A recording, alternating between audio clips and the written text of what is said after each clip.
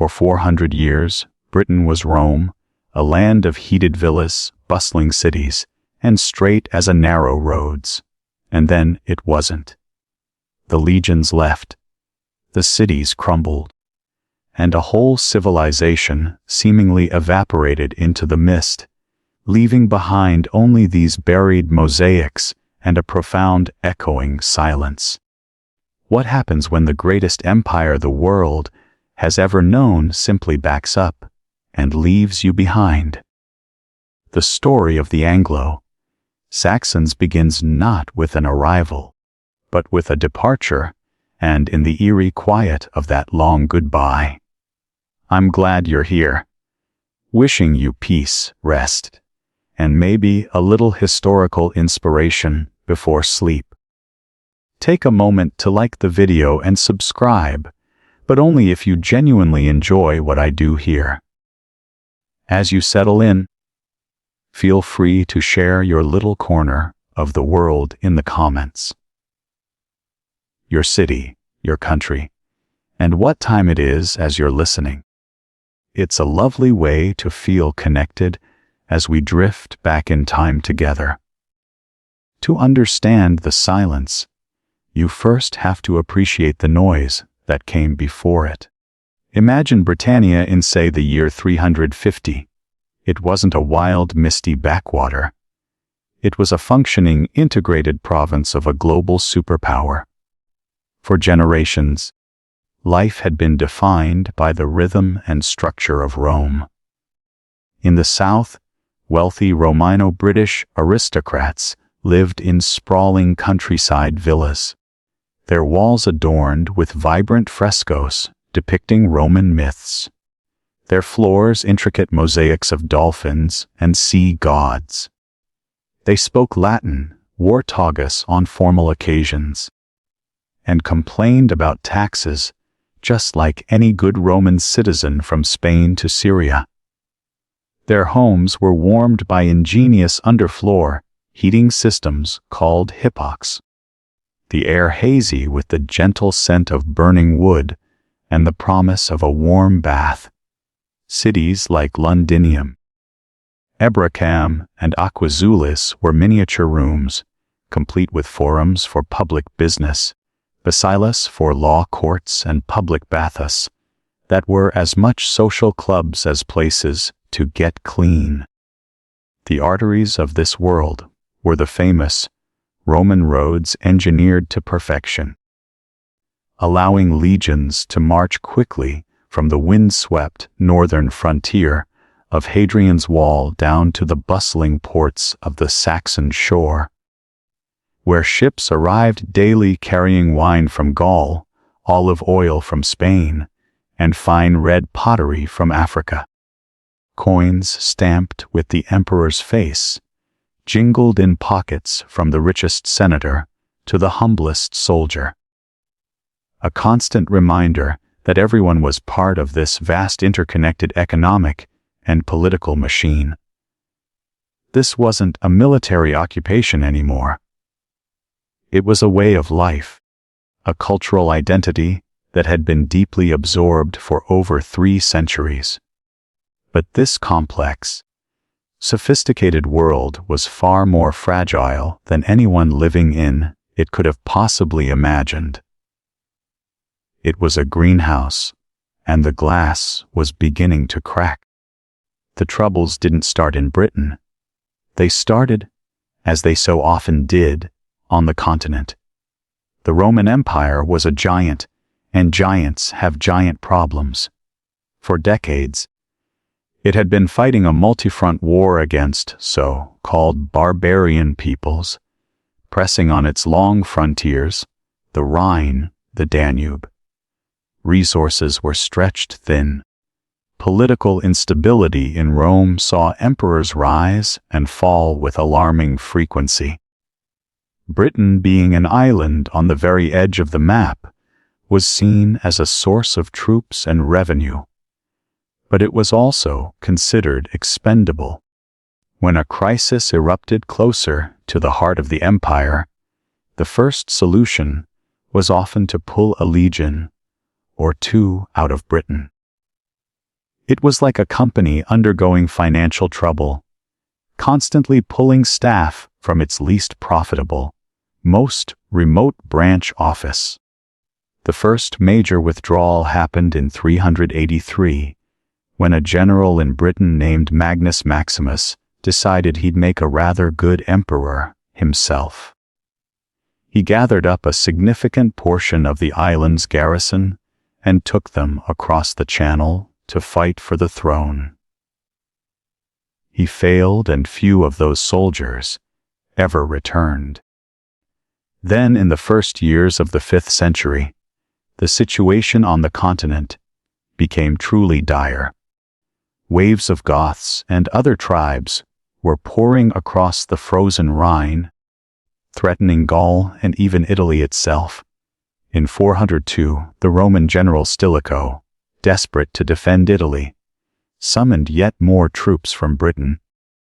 A few years later, another usurper, Constantine III, repeated the trick, stripping the island of its remaining mobile field army for his own ill-fated imperial ambitions.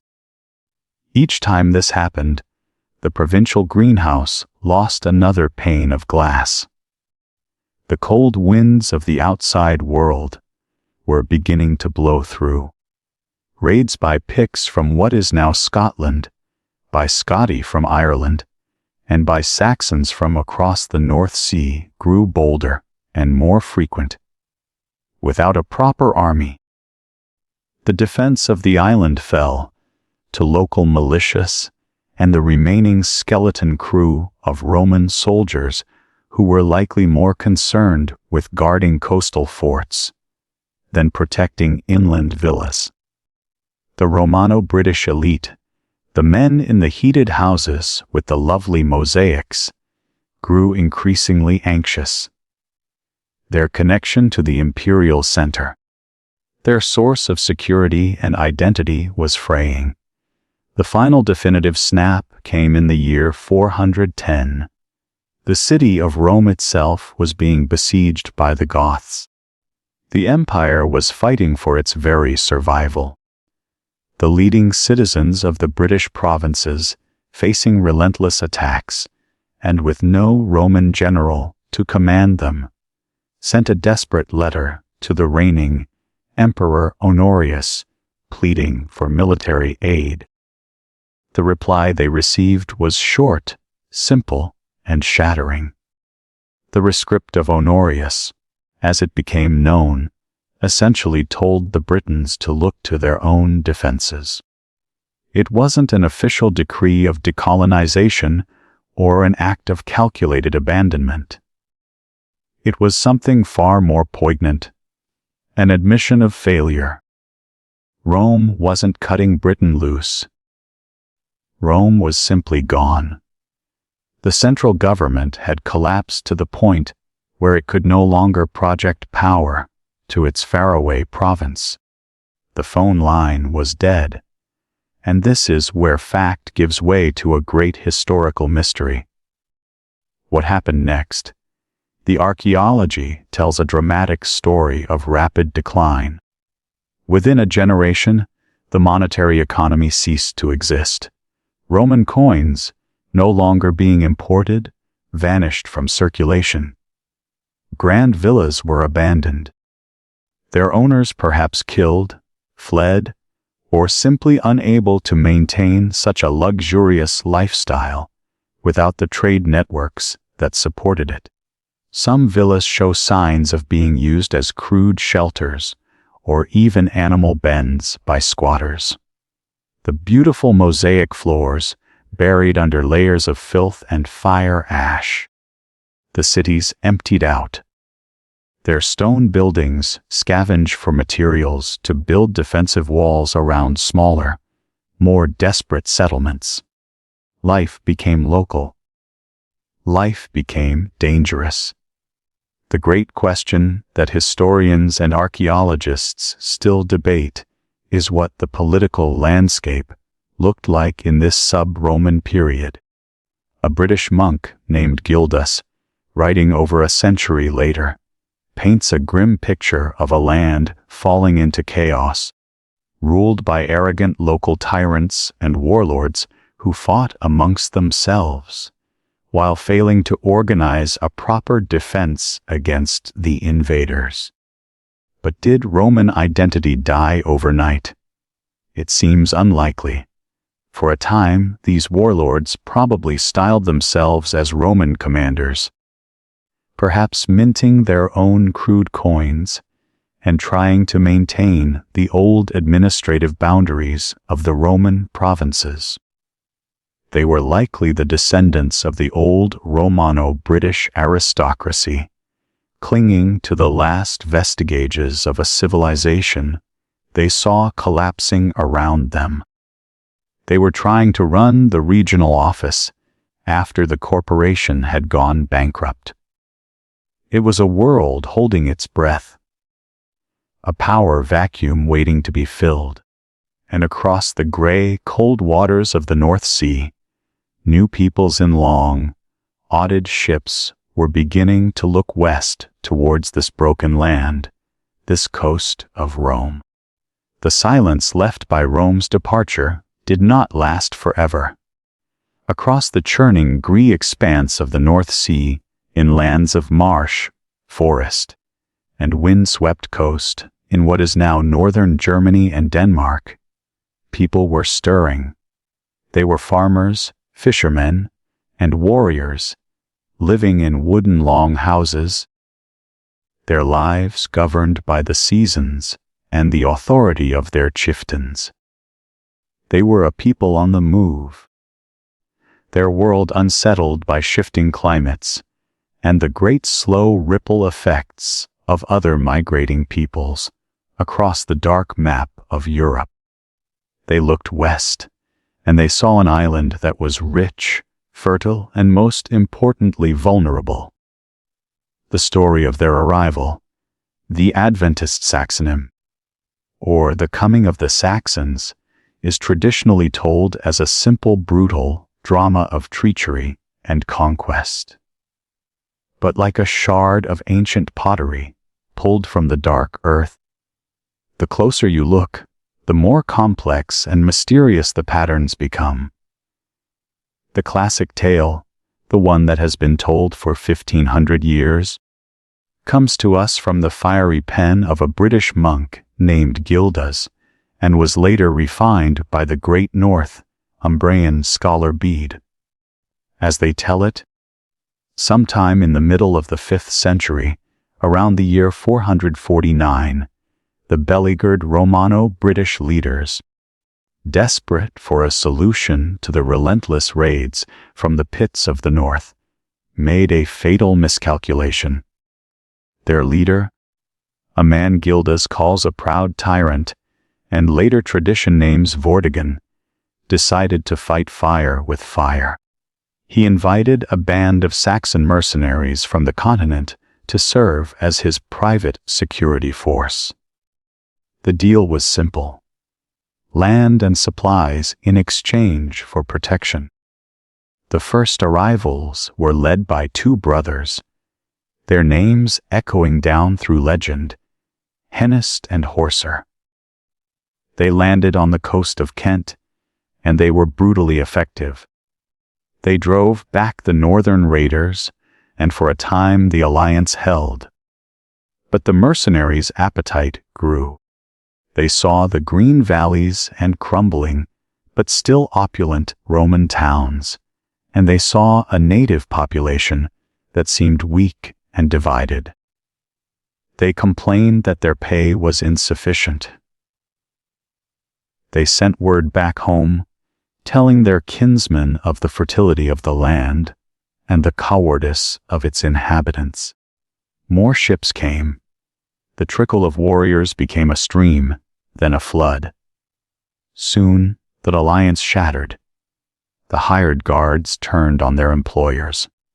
Gildas paints a terrifying picture of what followed: a fire that blazed from sea to sea, of priests butchered at their altars, of cities smashed to the ground, and of the native Briton being either slaughtered, enslaved, or forced to flee in terror to the remote mountainous west to the lands that would one day become Wales and Cornwall.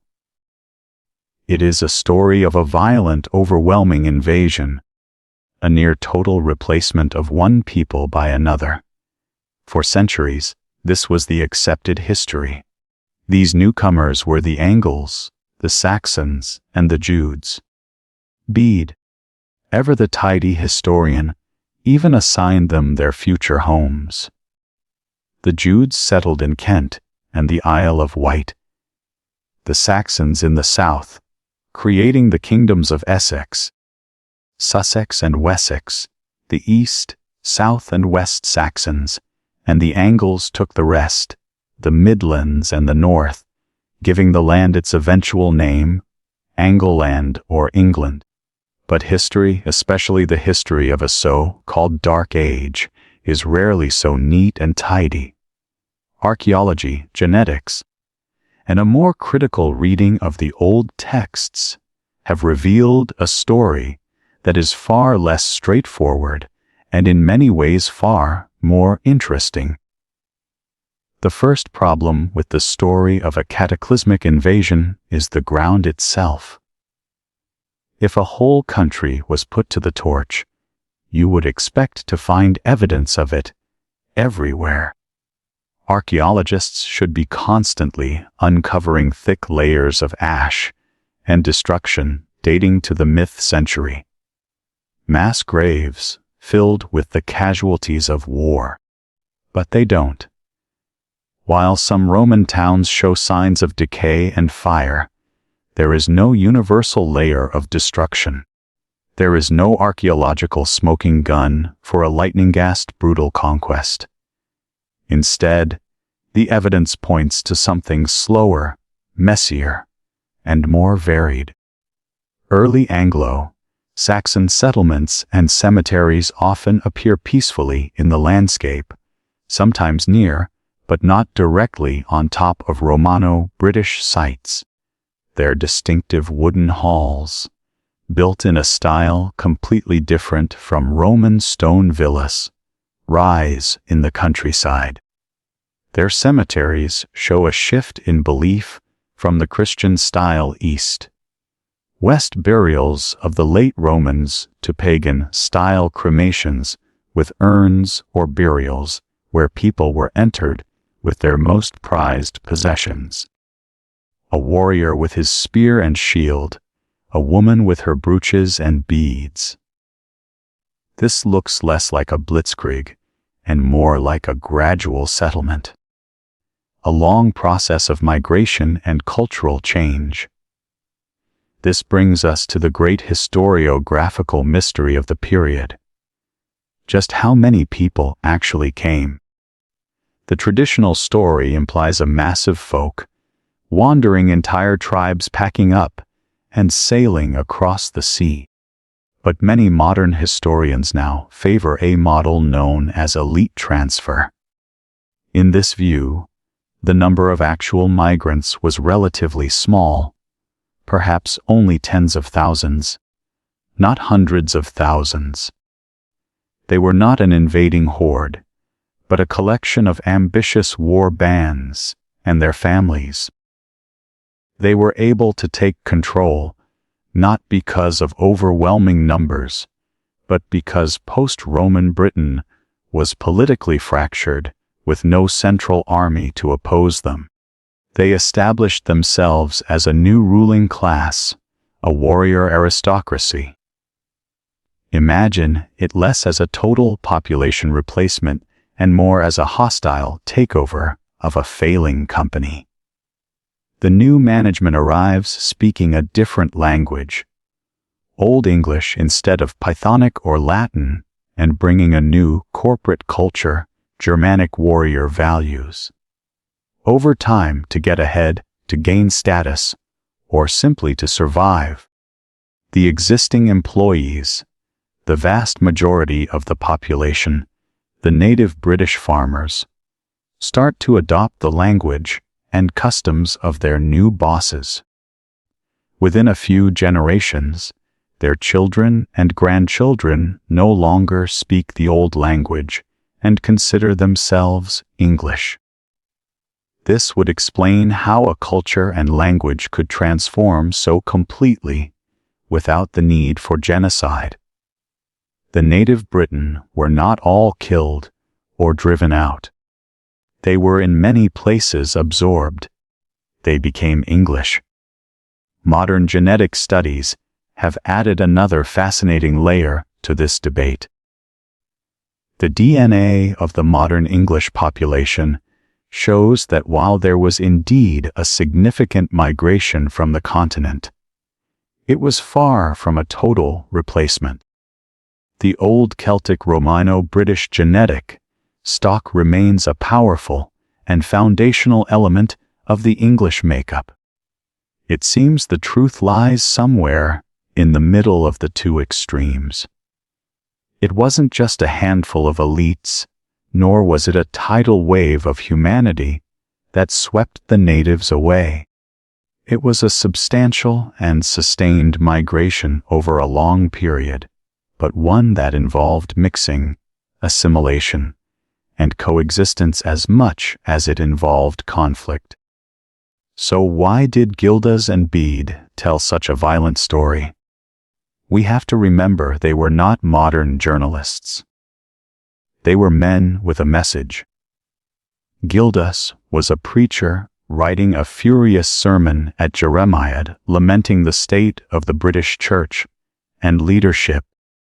He saw the Saxon conquest as God's punishment for the sins of his own people.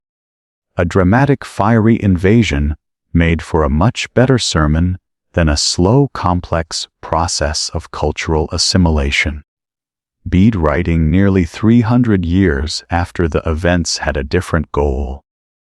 He was creating a foundational myth for the new English people, giving them a clear, heroic, and divinely guided origin story.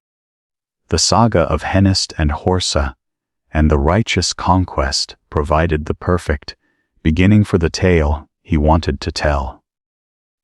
So as the 5th century fades into the 6th, the landscape of Britain is in flux. In the west, in the mountains of Wales and the rocky peninsula of Cornwall, British kingdoms hold on, preserving their language and their Christian faith. But in the east, the low-lying fertile lands are changing. The stone villas of the Romans are slowly crumbling, their mosaic floors covered by earth, while new timber halls rise, their hearths glowing in the twilight. The guttural sounds of a new, Germanic language echoing within. It is not one culture replacing another overnight, but a long, slow dance of change. A world where a British farmer and a Saxon warrior might live within inside of each other. Their two worlds beginning the slow centuries-long process of becoming one.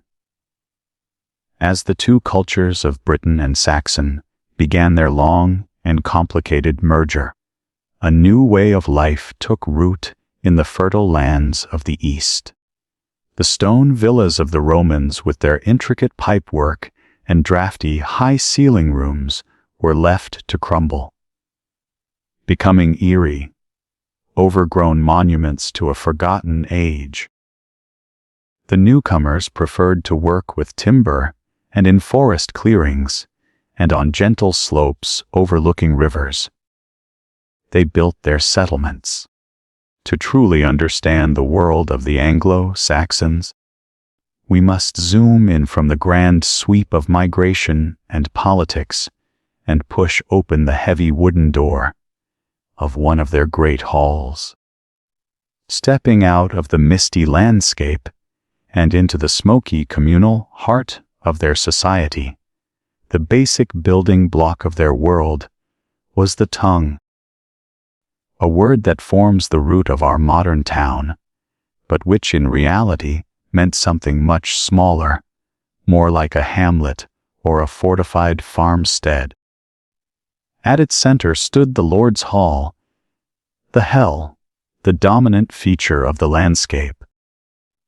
These were not the stone castles of the later medieval period, but magnificent structures of wood. Imagine a great rectangular barn, perhaps 60 feet long or more, built with massive timber posts sunk deep into the earth. The walls were made of woven branches, a technique called wool, and then plastered with a mix of clay, dung, and straw known as daub, which would be whitewashed to a brilliant white. A high, steeply pitched roof, thatched with reeds or straw, loomed over the structure, and from a hole in its center, a near-constant plume of gray smoke would rise into the sky. Inside, the world was transformed. The bright daylight was replaced by a perpetual twilight. The air thick with the smells of woodsome smoke, roasting meat, and unwashed bodies. A long sunken hearth ran down the center of the earthen floor, its crackling fire the only source of light and heat. This single, cavernous room was the center of all life. By day, it was a workshop, a dining room, and a court of law. By night, it was a communal dormitory with the Lord's family and his warrior retinue sleeping on benches padded with straw and animal furs that lined the long walls. Surrounding the main hall in the tun would be other smaller buildings. Archaeologists often find distinctive, sunken featured buildings, pits dug into the ground and roofed over, which were likely used as storerooms or as workshops for crafts like weaving. The cool, damp air being ideal for keeping thread taut on a loom. The entire settlement would be enclosed by a ditch and a defensive wooden palisade, a necessary precaution in a world where a raid from a neighboring clan was an ever-present possibility. Beyond this fence lay the community's lifeline. The neatly plowed fields of wheat and barley, the common pasture where cattle and sheep grazed. And beyond that, the deep dark forest, the Weald, a place of both opportunity and danger, providing wood, game, and a home for ancient spirits. This physical world was shaped by the invisible architecture of their society, which was built not on a notion of statehood, but on the powerful all-encompassing bonds of kinship. The most important unit in a person's life was their meg, their extended family. Your kin were your safety net, your business partners, your allies, and your first line of defense. Loyalty to your family was the highest virtue. An insult or injury to one of your relatives was an insult to you all, and it demanded a response. This could easily lead to bloody multi-generational revenge feuds, a cycle of killing that could tear a community apart. To prevent this, the Anglo-Saxons developed a remarkably pragmatic legal system built on the concept of the virgil or man price.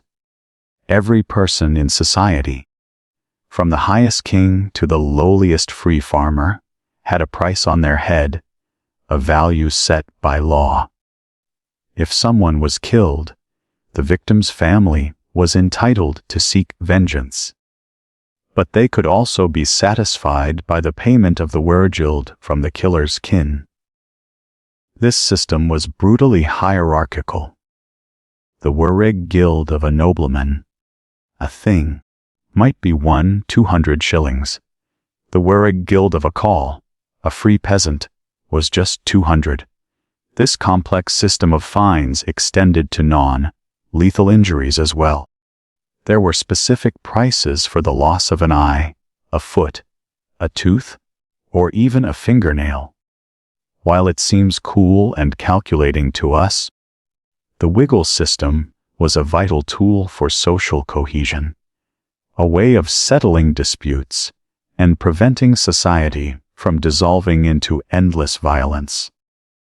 It shows us that these were not mindless barbarians, but a people who valued order and had a clear, if rigid, sense of everyone's place in the world.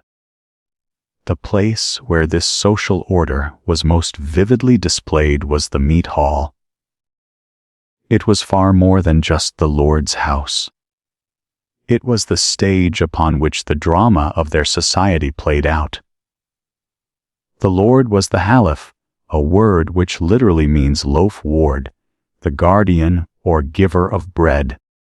His authority depended entirely on his ability to provide for his followers, his band of elite warriors. In return for their loyalty, he gave them food, shelter, and most importantly, treasure. After a successful raid or battle, the Lord would ceremoniously distribute rings, golden armbands, and finally wrought weapons to his men in the hall. This gift-giving was the glue of their society. It was a public performance that affirmed the Lord's wealth and generosity and publicly recognized the courage and worth of his warriors. Imagine the scene on a cold winter's night. The fire roars in the central hearth, casting long dancing shadows on the timber walls, where shields and spears are hung. The Lord and his wife, the lefig or loaf, neither sit on a raised platform dispensing hospitality. The warriors sit on the long benches, in order of rank, feasting on meat and drinking warm sweetmeat from polished cattle horns. Then a hush falls as the court poet rises with his small harp. He begins to chant the great epic poems, tales of dragon slayers like Beowulf, of heroic last stands, and of the tragic fates of ancient kings. This was not just entertainment. This was how they remembered their history, taught their values of courage and loyalty, and contemplated the grim, overarching concept of word or fate to which even the greatest hero must eventually submit. The meat hall was a precious bubble of warmth, light, and community, holding back the cold, menacing darkness of the world outside. But within this masculine, warrior-dominated world, what was the place of women? This remains a subject of rich historical debate. The poetry composed for a male audience naturally focuses on the deeds of men.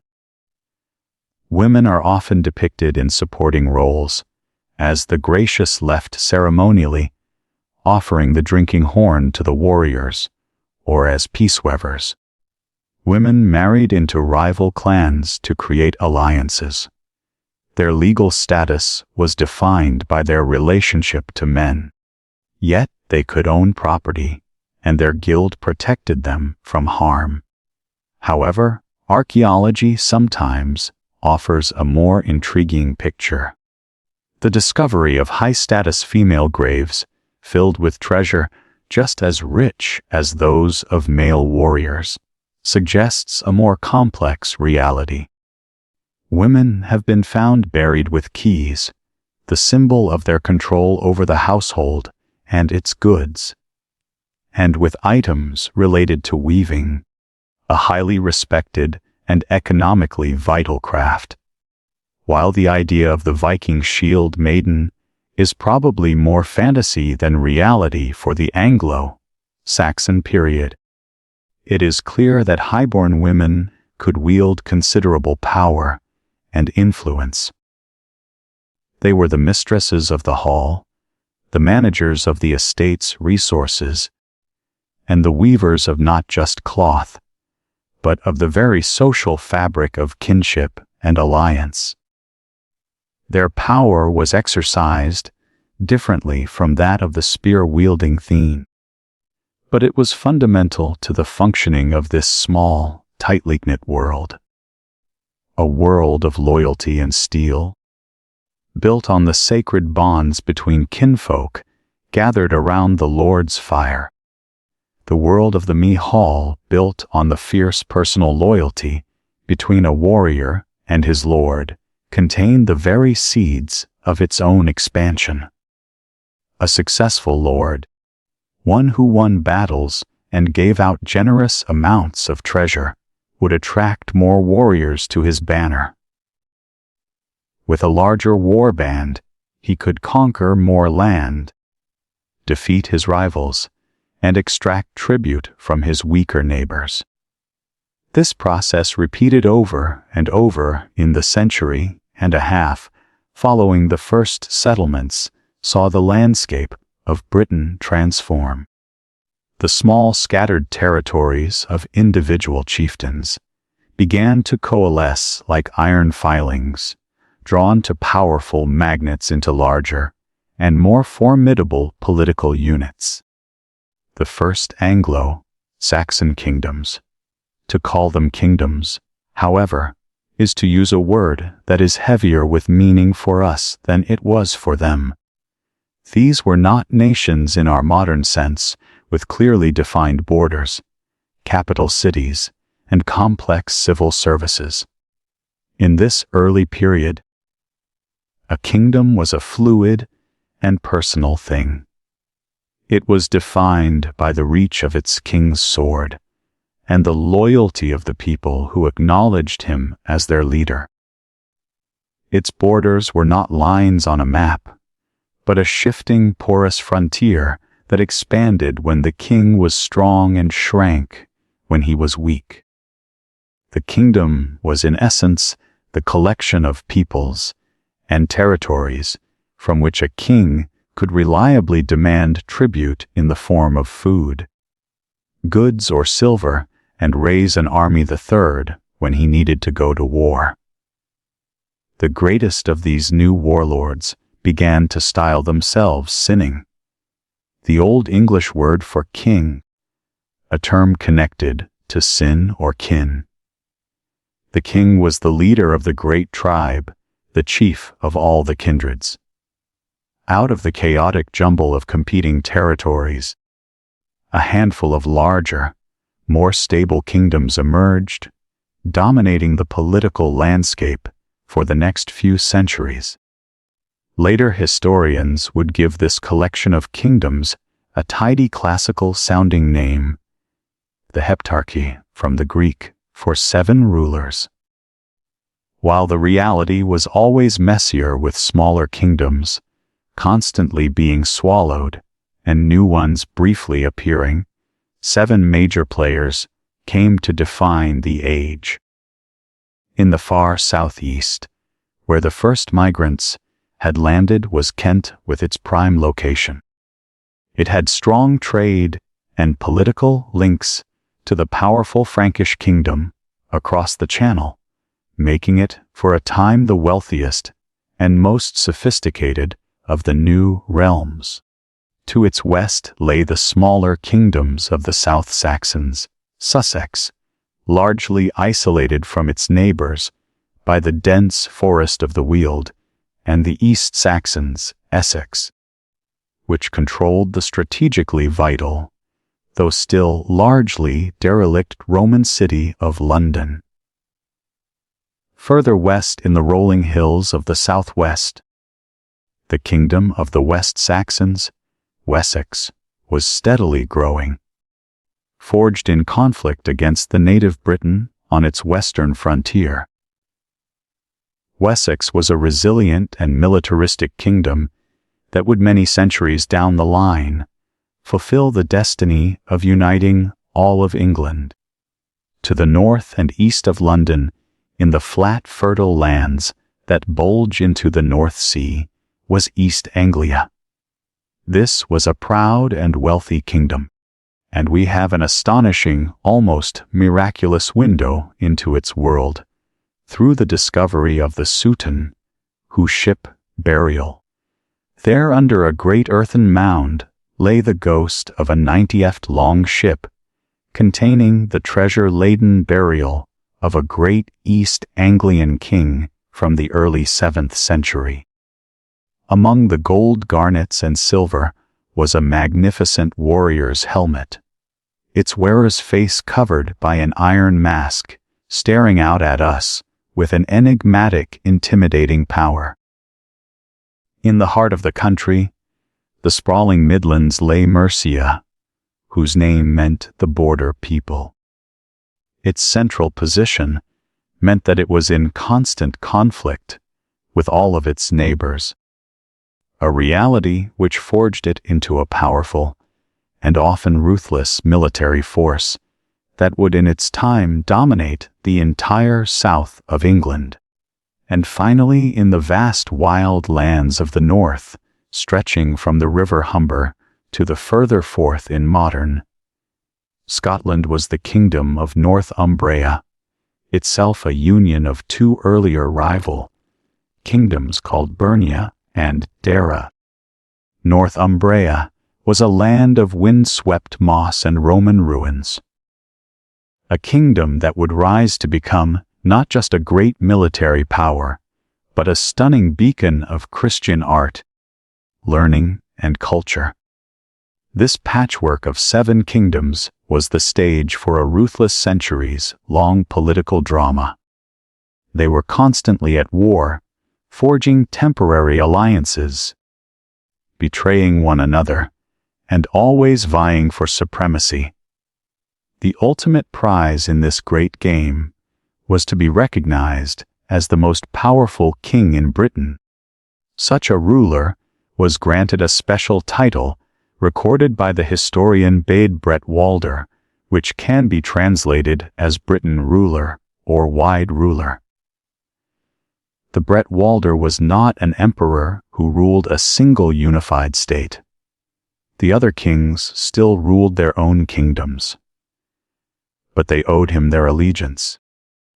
They paid him tribute as a sign of their submission and were expected to bring their armies to fight for him when he commanded. It was an overlordship, a formal recognition that one king's power overshadowed all others. This position of Bretwalder was not hereditary. It was won and held by military might. Power flowed back and forth across the country as the fortunes of the various royal dynasties rose and fell. For a time in the late 6th century, King Ethelbert of Kent, enriched by continental trade, held the title.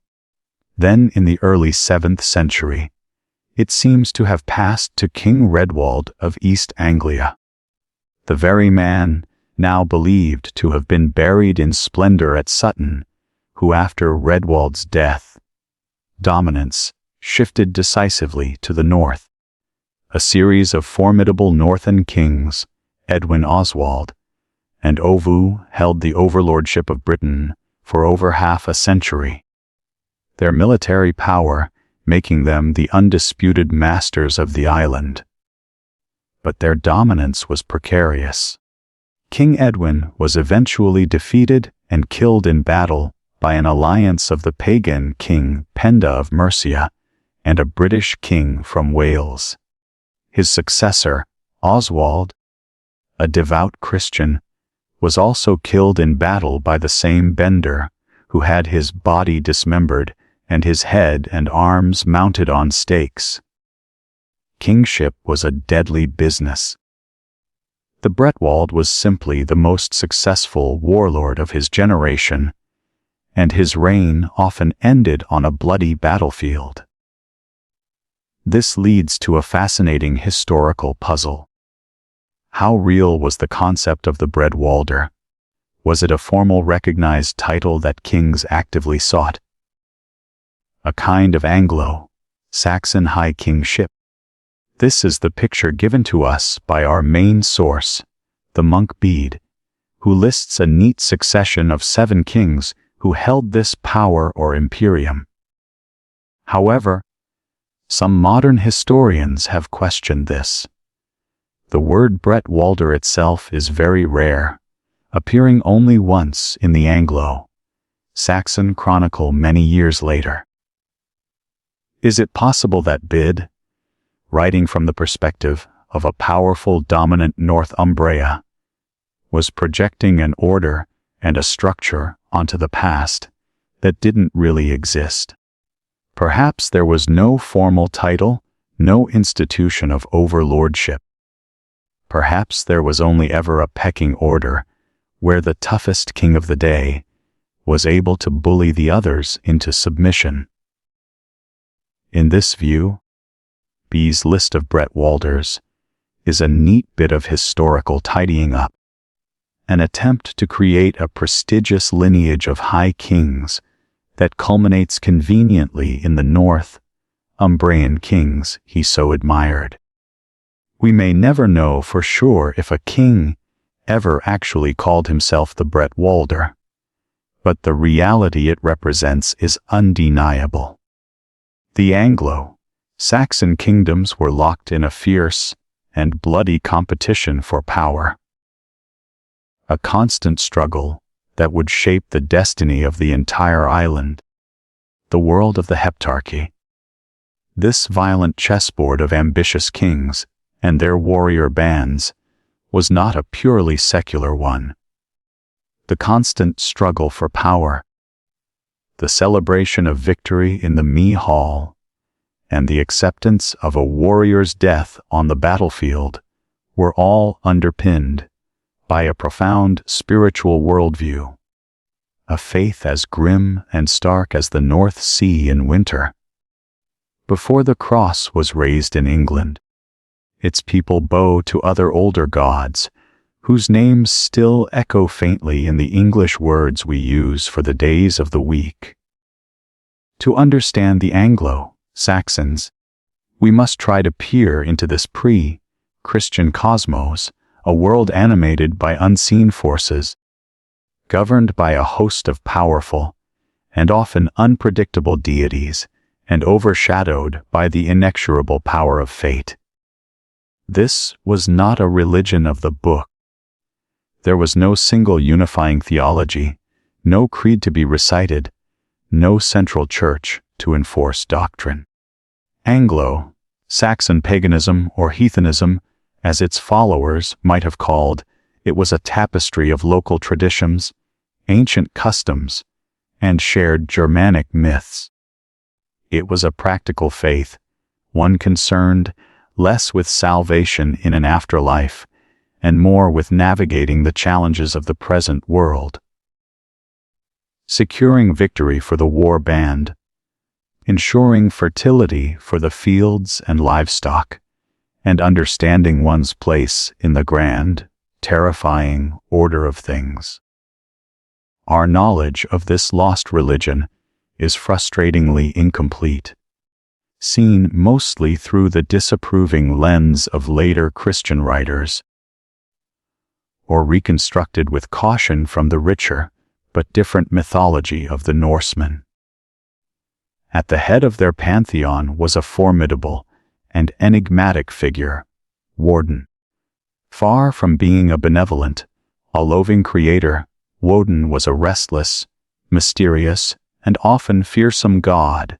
He was the Anglo-Saxon equivalent of the Norse Odin, a relentless seeker of knowledge and magic, who was said to have sacrificed an eye in exchange for profound wisdom. He was the god of poetry and inspiration, but also of battle fury, of esoteric secrets, and of the dead.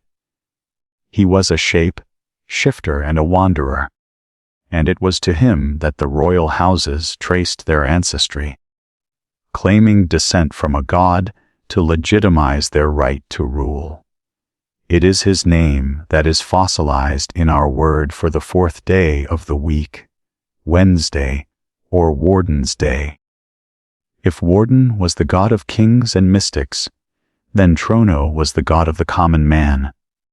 He was the thunder god, the Anglo-Saxon Thor, a mighty bearded warrior who protected humanity from the forces of chaos, giants, trolls, and other monsters. He was a more straightforward and reassuring figure than the brooding Warden. He was a symbol of strength, courage, and order. and his hammer was a sign of protection. Farmers would look to him for the rain that nourished their crops, and warriors would call on his name for strength in the shield wall. We remember him every Thursday or Thunner's Day. Other gods stood alongside them. There was too a god of war, but also of justice, oaths, and assemblies. He was associated with the one-handed Norse god Tyr, who sacrificed his hand to chain the monstrous wolf Fenrir, a testament to his role as a god of law and selfless courage.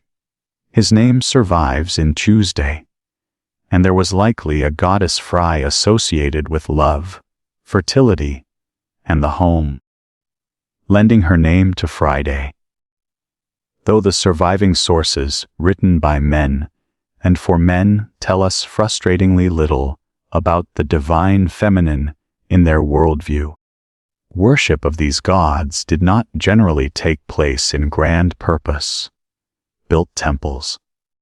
While a few accounts mention wooden halls containing idols of the gods, their faith was deeply rooted in the landscape itself. The Anglo-Saxons saw the natural world as sacred. They practiced their rituals in remote forest clearings, in sacred groves of ancient trees they called her. They saw divinity in prominent natural features. A strangely shaped hill, a bubbling spring, a deep well. These were liminal places, thresholds where the veil between the world of humans and the world of the gods was thin. The evidence for this practice lies scattered across the modern map of England. In place names like Harrow on the Hill, which derives from her, a ghostly fingerprint of a long, forgotten pagan sanctuary. Rituals would have involved giving offerings to the gods to win their favor, a practice known as a blot. This could be the ritual sacrifice of an animal, whose meat would then be cooked and shared in a communal feast, or the offering of weapons, treasure, or food. Sometimes by casting them into a sacred pool or bog, perhaps the most important concept in their spiritual vocabulary was not a god, but an idea wired. This is often translated as fate, but it was more complex than simple predestination. Word was the underlying principle of the cosmos, the web of cause and effect that was woven by destiny, a force so powerful that even the gods themselves were subject to it. A person could not change their word. The goal of a hero was not to escape their fate, but to face it with unflinching courage. The worst thing was not death, but ignominy. The greatest good was to perform such deeds of valor that your name would live on after your inevitable doom. Your story told by the scop in the Mee Hall for generations to come. This profound fatalism echoes through all of Anglo-Saxon literature, a belief that life is a fleeting struggle against a dark and ultimately unknowable destiny. This brings us to a deep, historical mystery. What did the average Anglo-Saxon, the coral working his fields, actually believe? Our sources focus on the great gods of the warrior aristocracy, but this may be a skewed picture.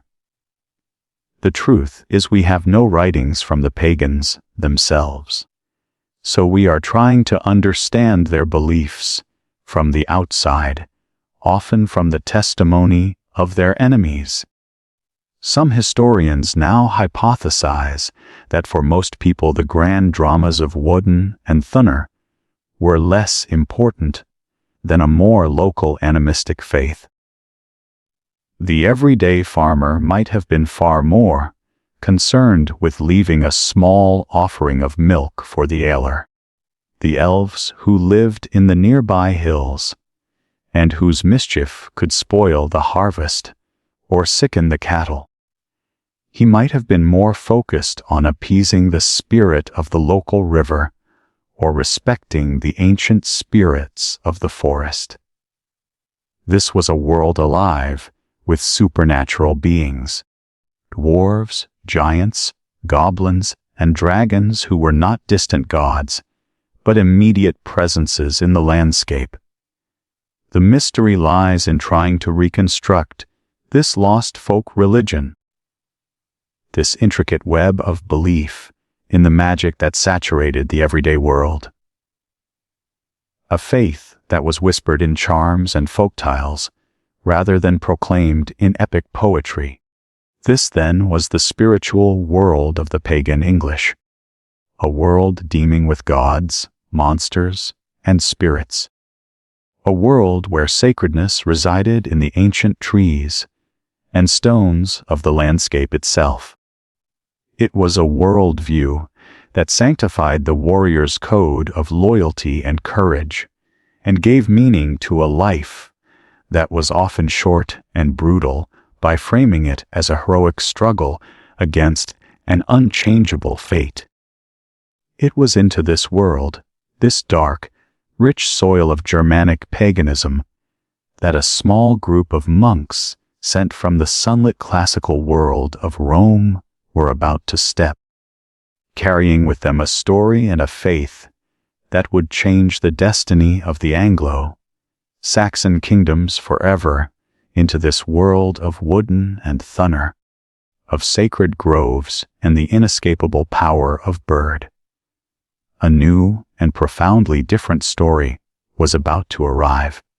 It came not on the prow of a warrior's long ship, but in the minds of a small band of monks, carrying with them the spiritual legacy of the Roman Empire that had abandoned Britain nearly 2 centuries before.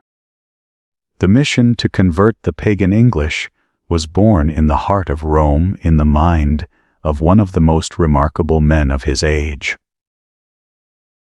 Pope Gregory the Great. The story of the mission's origin, as told by the historian Bede, is a beautifully crafted legend that speaks to a deeper truth. Sometime before he became pope, Gregory was walking through the bustling slave market in Rome. Amidst the captives from across the known world, his eyes were drawn to a group of boys with fair skin, fine features, and blonde hair. Struck by their appearance, he asked what people were from.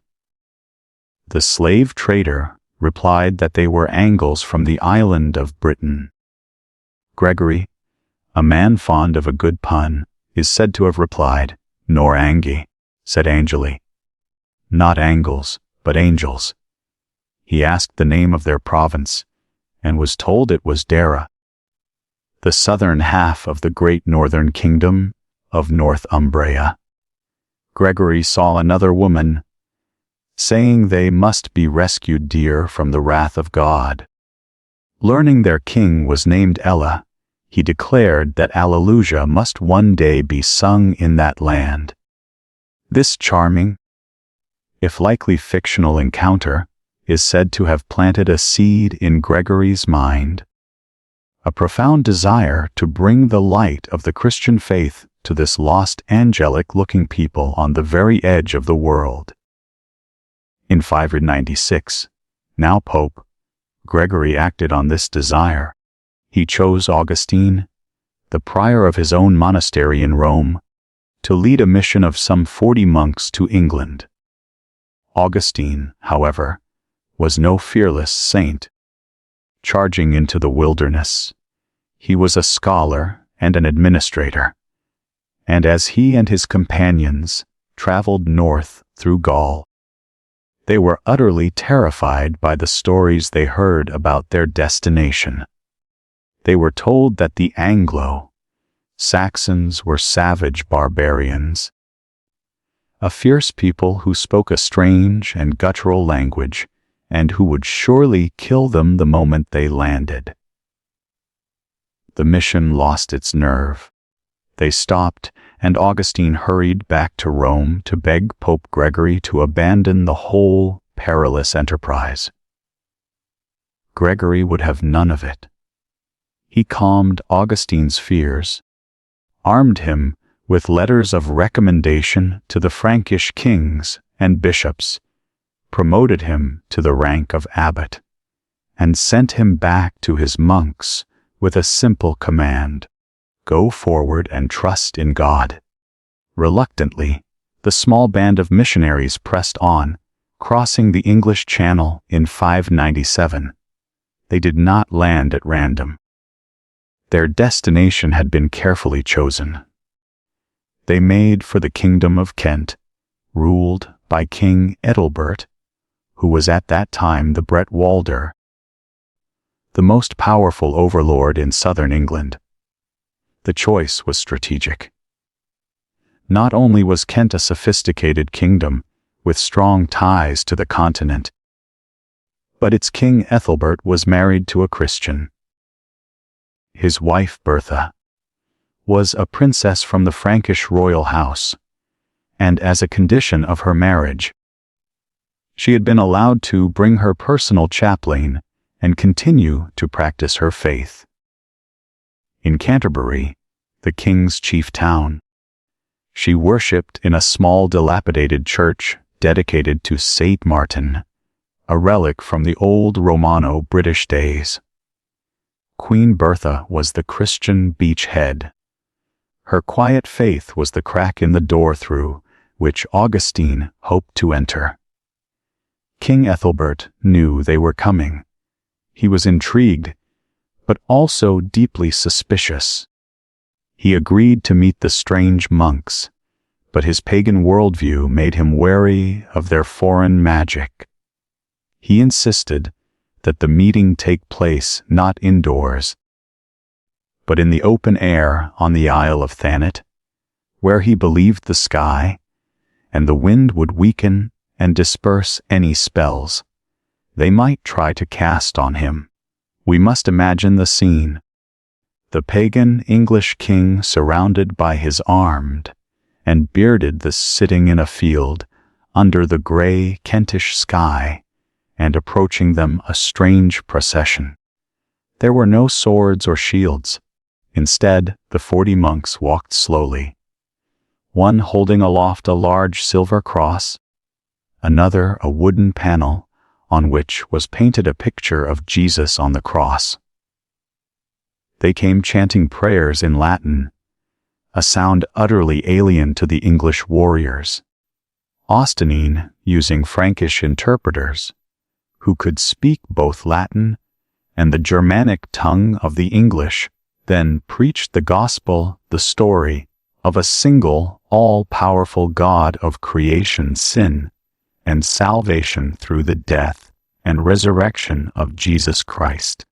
Ethelbert's response was a masterclass in diplomacy. He did not fall to his knees and convert on the spot. Instead, he listened patiently and then gave a speech that was both cautious and generous. "Your words and promises are very fair," he said, "but they are new to us and of uncertain meaning. I cannot abandon the ancient beliefs that I have held for so long along with the whole English nation." But then came the crucial concession. "However, because you have come as strangers from a great distance, and because I believe you wish to share with us things you believe to be true and good, you have my permission to stay. We will not harm you. We will provide you with what you need, and you are free to preach and to convert any of our people to your faith." It was a shrewd, canny decision, allowing him to observe this new cult without committing to it. Augustine and his monks were given a house in Canterbury, near St. Martin's Church. The people of Kent watched them closely. They were impressed by the simplicity of the monks' lives, by their constant prayer, and by the power of the stories they told. Slowly, conversions began to happen. The final decisive step came when Ethelbert himself, convinced of the truth of their message, or perhaps the political advantages of their powerful god, agreed to be baptized. In Anglo-Saxon society, religion was a top-down communal affair. The king was the spiritual leader of his people. When he adopted the new faith, his kingdom followed. On Christmas Day in the year 597, it is said that more than 10,000 of Ethelbert's subjects were baptized in a mass ceremony. Canterbury became the center of the new English Church and Augustine, its first archbishop. But this brings us to a fascinating mystery. How did this new religion truly take hold? Was it a complete spiritual conquest, wiping the slate of paganism clean?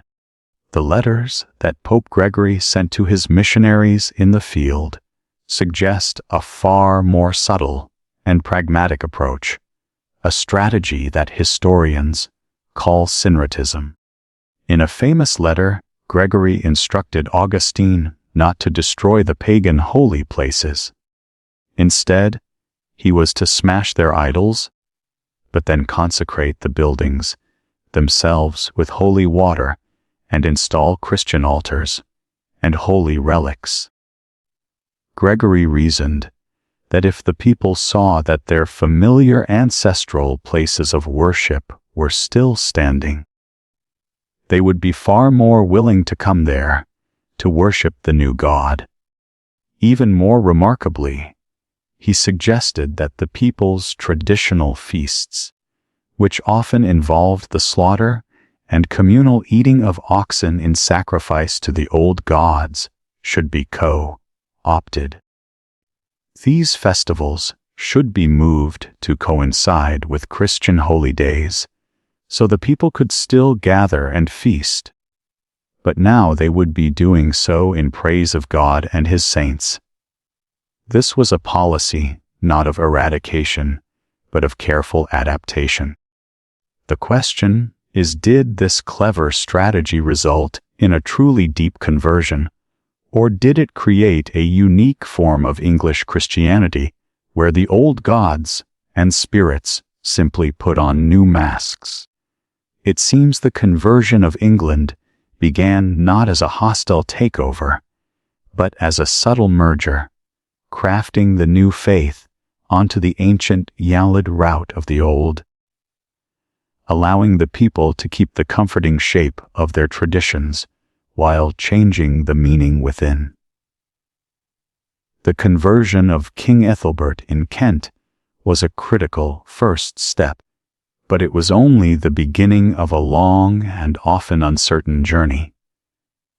The Christian faith now had to make its way kingdom by kingdom across the pagan landscape of the Heptarchy.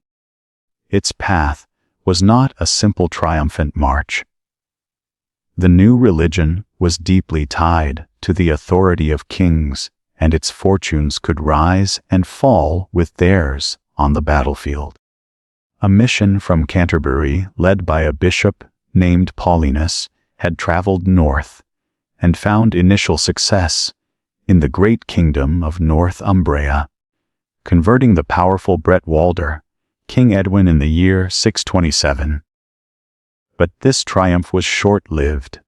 A few years later, Edwin was killed in battle by an alliance led by the formidable pagan King Pender of Mercia. With Edwin's death, the Roman mission in the north collapsed. Paulinus fled south, and Northumbria reverted to paganism. The new faith, it seemed, was as fragile as a king's life. When Christianity returned to Northumbria, it came not from the south, not from Roman Canterbury, but from the west, from the vibrant, scholarly, and artistically rich world of Celtic Ireland. A young Northumbrian prince named Oswald, who had been driven into exile during Edwin's reign, had found refuge in the Irish monastery on the sacred island of Iona, off the coast of modern Scotland. There he had converted to the Celtic form of Christianity. When Oswald returned to Northumbria and reclaimed his throne in 634, he was determined to bring his new faith to his people. But he did not send for missionaries from Canterbury. He sent to his spiritual home, to the monks of Iona. The man who answered the call was a monk named Aidan. He was, by all accounts, a figure starkly different from the formal princely Augustine. Aidan was a man of profound humility, gentleness, and asceticism. He preferred to walk wherever he went, speaking with equal kindness to the richest thas and the poorest peasants.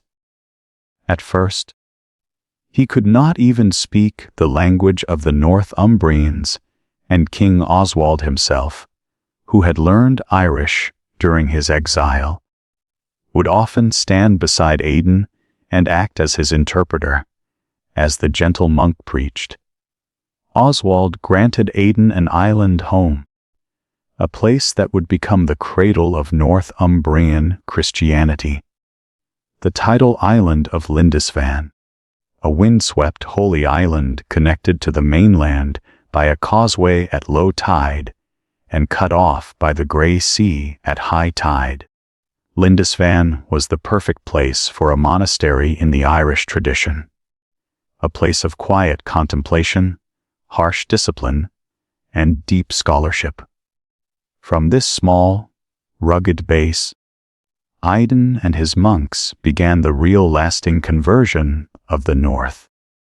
What followed in the next century was a period of such extraordinary cultural brilliance that it is known as the Northumbrian Golden Age.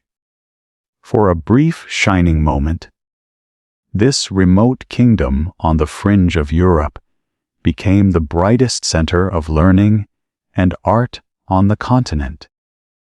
This Renaissance was the product of a unique and potent fusion of three distinct cultural streams. From the Irish monks of Lindisfarne came a deep tradition of aesthetic spirituality, a love of learning, and an astonishingly sophisticated artistic style full of intricate knots, spirals, and complex geometry. From the native Anglo-Saxon culture came the Germanic warrior ethos, its own powerful artistic vocabulary of interlaced animals, and the raw, expressive power of the Old English language. And from the South, through renewed contact with the continent, came the influence of Rome, bringing books filled with the wisdom of the classical world. The organizational structure of the Roman Church and the traditions of Mediterranean art. This fusion produced works of breathtaking genius. Monks in the scriptorium at Lindisfarne working with quill pens and pigments ground from minerals and plants created one of the world's great masterpieces of book art, the Lindisfarne Gospels. The text itself is the Latin Bible, a direct link to Rome. But the decoration that surrounds it is a dizzying explosion of Celtic and Anglo-Saxon art. Entire pages, known as carpet pages, are given over to patterns of such mind-bending complexity that they seem to shimmer and vibrate on the page, a form of meditative devotional art. The first letter of each gospel is transformed into a huge ornate construction of interlacing birds, dogs, and impossible knots, a testament to hundreds of hours of patient prayerful work in a cold, stone cell. At the twin monasteries of Munko, another product of this golden age, lived and worked the Venerable Bede, the greatest scholar in all of Europe. Bede was a quiet monk who spent his entire life at his monastery. Yet his mind roamed across the whole of human knowledge. Surrounded by a magnificent library of books brought from Rome, he wrote brilliant works on theology, poetry, and science. He performed complex calculations to determine the date of Easter and understood that the moon governed the tides. But his masterpiece was his ecclesiastical history of the English people. The book that more than any other tells us the story of the Anglo-Saxons with his careful weighing of sources and his clear, compelling narrative. Bede essentially invented the discipline of history in England. This vibrant, Northumbrian church, however, contained a contradiction. Its heart was Celtic. Its traditions drawn from Iona, but it existed in an England where the church in the south looked to Roman Canterbury for leadership. The two traditions had developed differently. They celebrated Easter on different dates, and their monks even shaved their heads in a different style of tonsure. These might seem like trivial matters, but they represented a deep division. In 664, the Northumbrian king Oswu, a brother of Oswald, called a meeting, ascended at the monastery of Whitby to resolve the conflict. This is where we encounter a historical puzzle. According to Bede, the Synod of Whitby was a dramatic showdown. On one side were the monks of the Celtic tradition, arguing for their customs based on the authority of their founder, Saint Columba of Iona. On the other was a brilliant and ambitious churchman named Wilfrid, arguing for the Roman customs based on the unshakable authority of Stein, Peter, to whom Christ had given the keys to the kingdom of heaven. King Oswu, listening to the arguments, made a famously pragmatic decision. He asked both sides if they agreed that Peter held the keys to heaven. And when they did, he declared that he would side with Peter, saying, "I will not contradict that gatekeeper, for he might not let me in when I arrive at the gates." Bede presents this as the decisive moment when the English Church rejected the Celtic path and aligned itself with Rome and the mainstream of Western Christendom. But was it really such a clean-cut ideological battle? Some historians suggest that Bede, a passionate supporter of the Roman cause, may have dramatized the event for effect. The real issues at Whitby may have been less about the date of Easter and more about politics, power, and the personalities of the leaders involved. Was this a true clash of cultures? Or was it a political move by King Oswu to consolidate his power and link his kingdom to the greater prestige and organizational strength of the Roman Church on the continent? The defeat of the Celtic party was not an expulsion of Irish influence. That artistic and intellectual stream would flow for many more years. But it was a key step towards creating a more unified hierarchical English church, looking to Canterbury and ultimately to Rome for its authority. For a fleeting moment, however, this northern kingdom burned with a fierce creative light, a beacon of civilization, preserving ancient knowledge and creating new beauty, all while the storm clouds of a new and terrible threat began to gather unseen on the eastern horizon. While the monks of Northumbria's wind-swept coast were creating their masterpieces of art and scholarship, a different kind of power was being forged in the heart of the island. The cultural golden age of the North did not translate into lasting military dominance. The kingdom of Northumbria beset by internal rivalries and dynastic strife, began to fade as a political force. The center of gravity in the Anglo-Saxon world was shifting south to the sprawling aggressive and central kingdom of Mercuria. As the Northumbrian scribes looked inward to the soul and backward to the history of the English people, the kings of Mercia looked outward with a hungry ambition, their eyes fixed on land, tribute, and absolute power. We have met the merchants before. It was the great pagan King Penda who had acted as the hammer of the Northumbrians, defeating and killing two of their most powerful Bretwaldas. Penda had established Mercia as the dominant military power of his age, the last great champion of the old heathen ways. After his death, Maya's power ebbed and flowed. But in the early 8th century, it returned with a vengeance. Under a long-reigning and formidable king named Ethelbald, Maya established an undisputed overlordship over all the English kingdoms south of the River Humber. London, with its vital port and access to continental trade, fell firmly under merchant control. For 40 years, Ethelbald dominated the political landscape. A king whose power was so absolute that churchmen felt bold enough to write to him and criticize his reportedly scandalous personal life, a testament to both his authority and the growing confidence of the English Church. Ethelbald's reign ended in violence. He was assassinated by his own bodyguards in 757.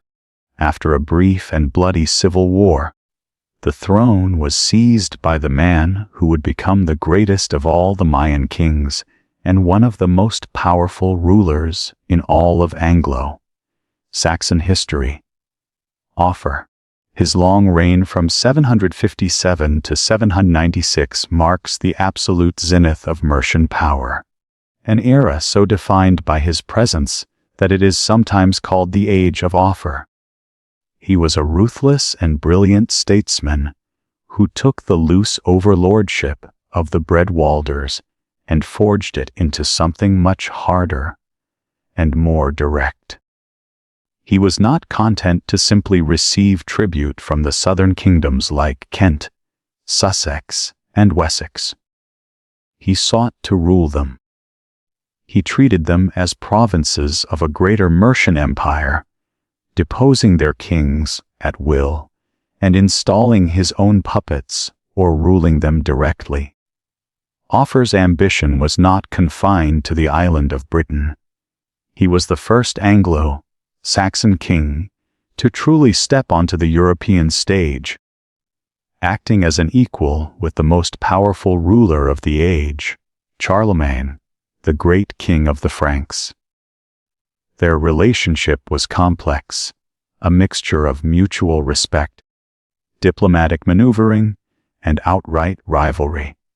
We have a letter, the first of its kind in English history, sent from Charlemagne to Offa.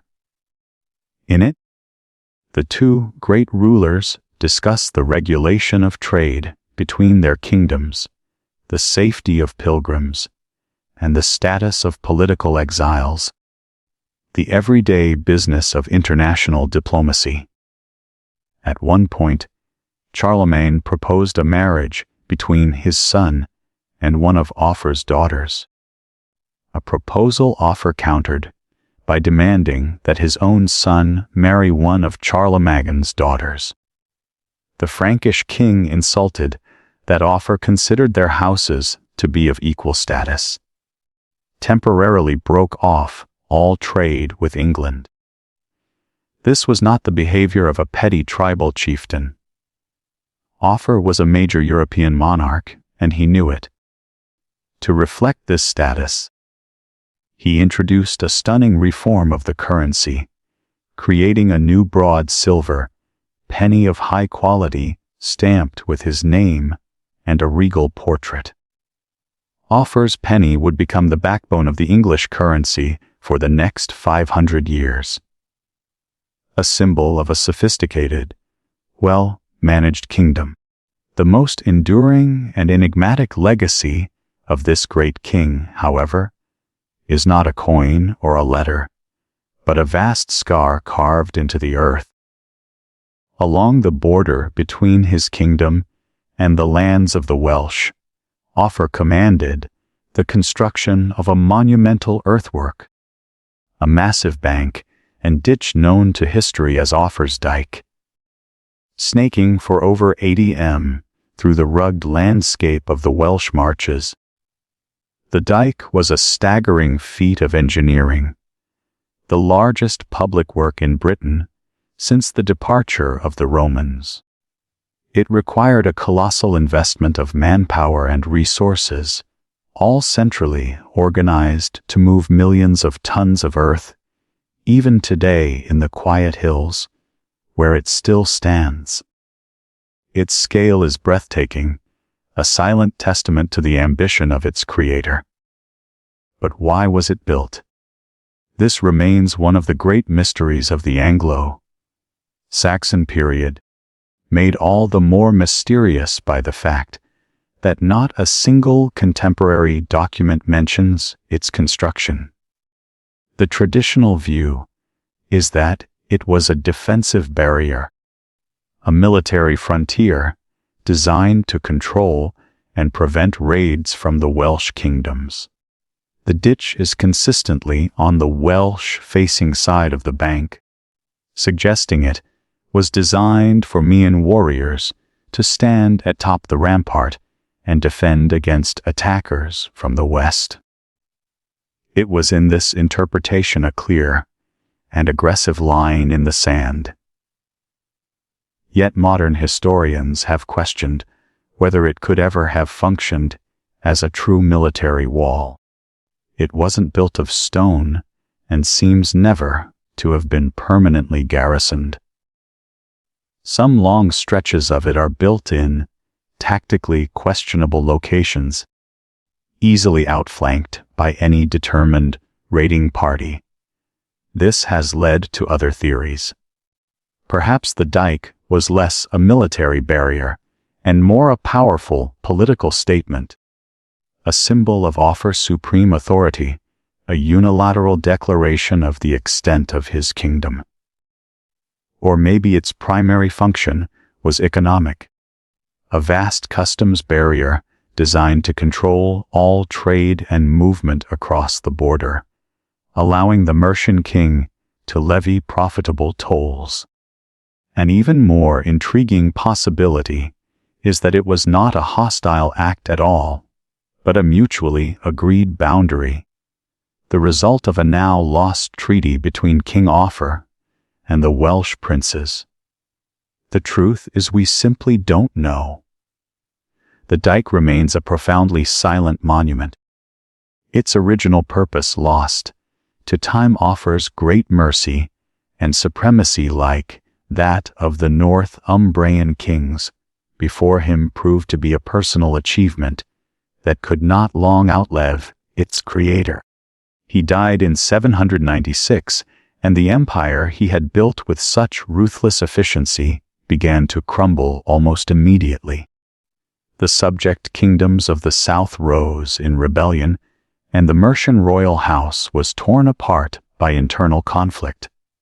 The age of mercy and might was over. Offa's Dyke, however, remained a permanent feature of the landscape, a reminder that while the Northumbrians had built a kingdom of the mind, the merchants had built an empire of earth and silver, of political pragmatism and raw centralized power. But even as Mercia's strength failed, a new and terrible chapter in the story of the English was about to begin. As from across the North Sea, the dragon prows of a new enemy were turning towards the shores of England. The fall of Mercia, in the closing years of the 8th century, created a power vacuum.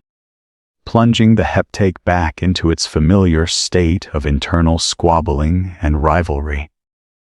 The kings of Wessex, East Anglia, and the struggling remnants of Northumbria circled each other warily, each looking for an opportunity to claim the mantle of overlordship that Offa had worn with such authority.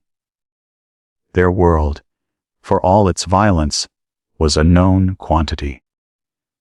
The rules of the game were understood. The enemies were familiar. They were entirely unprepared for the horror that was about to break upon them from the sea. They were looking at the chessboard, failing to notice that the whole board was about to be swept from the table by a brutal, unfamiliar hand.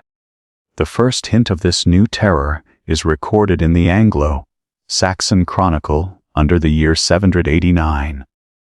On the coast of Wessex near Portland, 3 strange ships with high curving prows beat themselves on the shingle.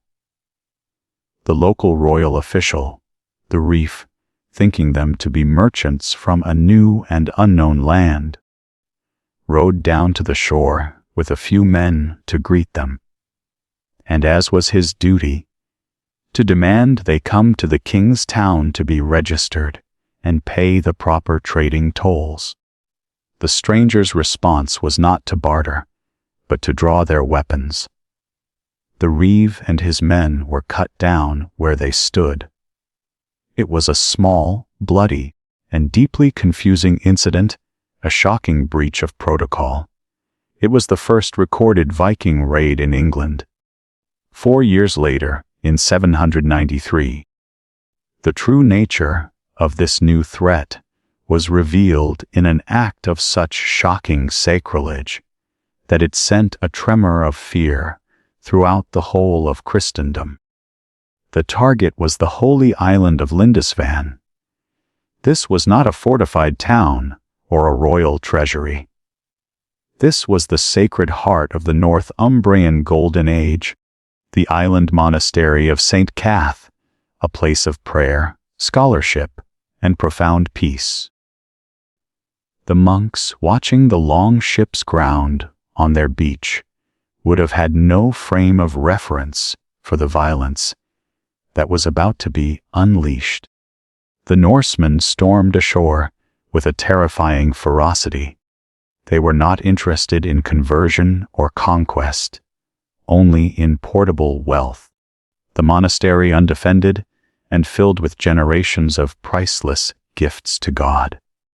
Golden chalices, silver crosses, jewel-encrusted gospel books was for them a treasure chest waiting to be broken open. The Anglo-Saxon Chronicle describes the event with horrified brevity. Terrible forewarnings came over the land. Fiery dragons were seen flying in the air.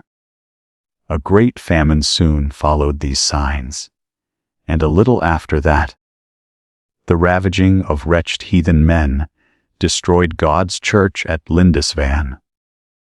The Northumbrian scholar Alcuin, then serving at the court of Charlemagne, received the news and wrote a letter of despair. Never before has such a terror appeared in Britain as we have now suffered from a pagan race. The heathens poured out the blood of saints around the altar and trampled on the bodies of saints in the temple of God, like dung in the streets. The psychological impact was immense. These were not just pirates. They were heathens who held nothing sacred. They had profaned the Holy of Holies, and it seemed as if God himself had been powerless to stop them. Who were these people, and where did they come from? They were the Norsemen, the peoples of Scandinavia, what we now call Denmark, Norway, and Sweden. The word Viking itself likely derives from an Old Norse term for a raider or pirate. It was a job description, not a name for a people. Their society was in some ways not unlike that of the early Anglo-Saxons, a collection of tribes and petty kingdoms ruled by chieftains and warrior elites. But they possessed a single game-changing piece of technology that gave them an almost supernatural advantage: the long ship. Slender, elegant, and terrifyingly fast, the long ship was the ultimate weapon of its age. Its overlapping, clinker-built hull made it both strong and flexible enough to ride the brutal waves of the North Sea. But its shallow draft meant it could also navigate far up shallow rivers, allowing the Vikings to bypass coastal defenses and strike deep into the heartlands of a kingdom, appearing as if from nowhere. With its fearsome carved dragon prow, its single square sail, and its rows of warriors' shields gleaming along the sides, the long ship was a tool of lightning warfare, a perfect instrument for the hit and run raid. But why did the Viking Age begin so suddenly, so explosively at the end of the 8th century? This remains a great historical mystery with no single easy answer. The traditional explanation was a crisis of overpopulation in Scandinavia, a land of fjords and forests with limited farmland, forcing landless younger sons to go abroad, a Viking to seek their fortune. Another theory points to political consolidation at home. As powerful kings began to unify countries like Norway, defeated local chieftains and their followers were exiled, becoming sea rovers with little to lose. More recent theories, however, focus less on what was pushing the Vikings out of Scandinavia and more on what was pulling them towards lands like England. The Anglo-Saxon kingdoms, for all their political instability, had become rich. The reforms of kings like Offa had created a vibrant economy with the reliable and beautiful silver coinage. Traders would have carried news of this wealth and of the political disunity of the English back to Scandinavia. The monasteries in particular were a fatal temptation. They were the banks, art galleries, and libraries of their day, filled with gold, silver, and other treasures. And they were almost completely undefended. To a pragmatic pagan Norseman, attacking a monastery was not an act of sacrilege. It was simply good business. There may also have been a political and religious dimension. The great Frankish Emperor Charlemagne had been waging a series of brutal, bloody wars against the pagan Saxons on his own borders, forcibly converting them to Christianity. The attack on Lindisfarne may have been in part a furious pagan retaliation, a counterattack against a Christian world that was itself becoming more aggressive. The Viking Age was likely the result of a perfect storm, a potent mix of demographic pressure, political instability, tantalizing wealth, and a new enabling technology in the form of the long ship. In the decades that followed the horror of Lindisfarne, the raids became a grim annual reality. Like a terrible summer sickness, the dragon ships would appear with the good weather each spring, sacking a town here, a monastery there, and then vanishing back across the sea with their loot and slaves before any real defense could be mustered. The Anglo-Saxon kingdoms, used to fighting set-piece battles against each other, had no answer to these lightning raids. They had no navies to intercept them at sea, and no standing armies to quickly counter them on land.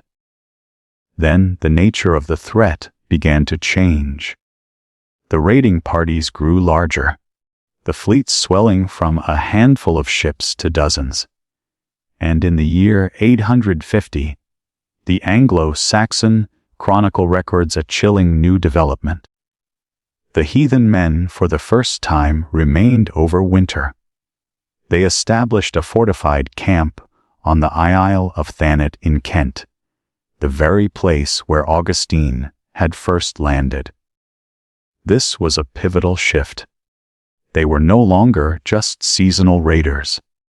They were an occupying force, a permanent festering ulcer on the English coast, ready to begin their campaigns of plunder the moment the winter frosts had thawed. The small bands of pirates were coalescing, preparing for something on a scale the English could not yet even imagine. A full-scale invasion led by a force that would be known to history as the Great Heathen Army. The collapse of mercy and supremacy at the end of the 8th century left the Anglo-Saxon kingdoms weak and divided. They were a house arguing over who was in charge, oblivious to the fact that a wildfire was raging towards their door. The seasonal Viking raids, that grim summer sickness, had been terrible enough. But in the autumn of 865, the nature of the threat changed utterly. A new kind of force landed on the shores of East Anglia, a force so large and well organized that the Anglo-Saxon chroniclers gave it a special chilling name, the Great Heathen Army. This was no mere raiding party seeking plunder. It was a vast coalition of Viking warbands led by legendary and ruthless commanders like Ivar the Boneless and Halfdan. Their objective was not loot, but land nam, the taking of land. This was an army of conquest. The fury of the Great Army was unleashed upon a fractured England with terrifying speed and efficiency. Their first target was the kingdom of Northumbria, still mired in a bitter civil war between two rival claimants to the throne. The Vikings marched north, and in 866, they exploited this division to seize the kingdom's greatest city, the old Roman fortress of Ibericam, which they renamed with the Norse Javik. When the two foolish Northumbrian rivals finally united to try and retake the city, they were lured into a trap and utterly destroyed. The ancient kingdom of Bed and the Lindisfarne Gospels, the cradle of the Golden Age, was extinguished, its lands now a Viking colony. 3 years later, the army turned its attention south to East Anglia. After a year of extorting tribute, they were confronted by the East Anglian king Edmund. He was defeated in battle and captured. What followed became one of the most famous stories of martyrdom in English history. According to tradition, the Vikings offered Edmund his life if he would renounce Christ and rule as their vassal. He refused. Enraged, they tied him to a tree, shot him with so many arrows that he resembled a hedgehog, and then, as he still called on the name of Christ, they beheaded him. The kingdom of East Anglia was annihilated, its royal line ended, its land seized. From there, the army moved into the heart of the country, driving a wedge into the once mighty kingdom of Muria.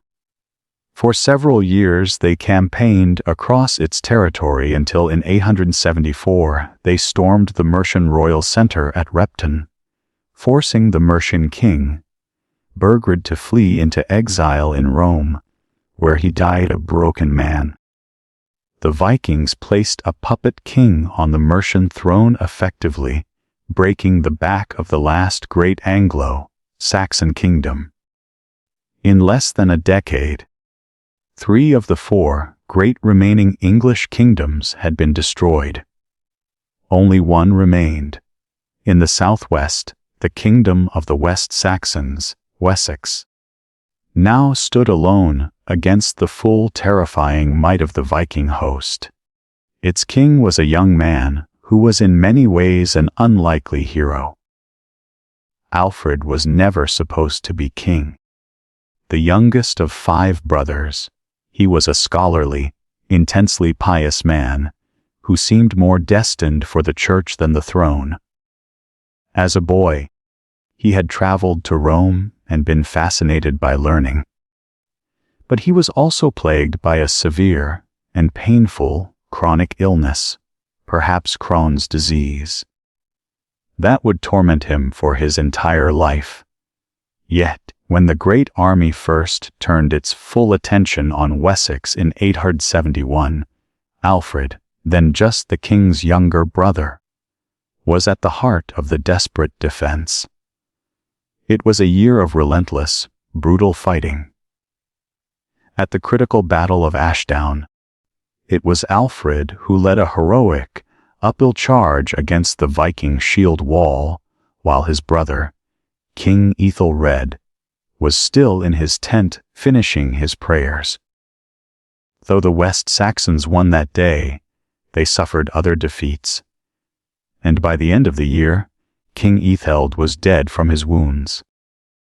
Alfred, just 22 years old, inherited the crown of a kingdom on the brink of collapse. His first act as king was to buy a temporary peace, paying the Vikings a huge sum of dengel to leave Wessex and turn their attention back to the easier prey of Mercia. It was a humiliating but necessary breathing space. The darkest hour was yet to come. In the dead of winter in January of 878, the Vikings, now under the command of a new leader named Guthrum, launched a devastating surprise attack. They stormed the royal estate at Chipham in Wiltshire, where Alfred and his court were celebrating the Christian festival of Twelfth Night.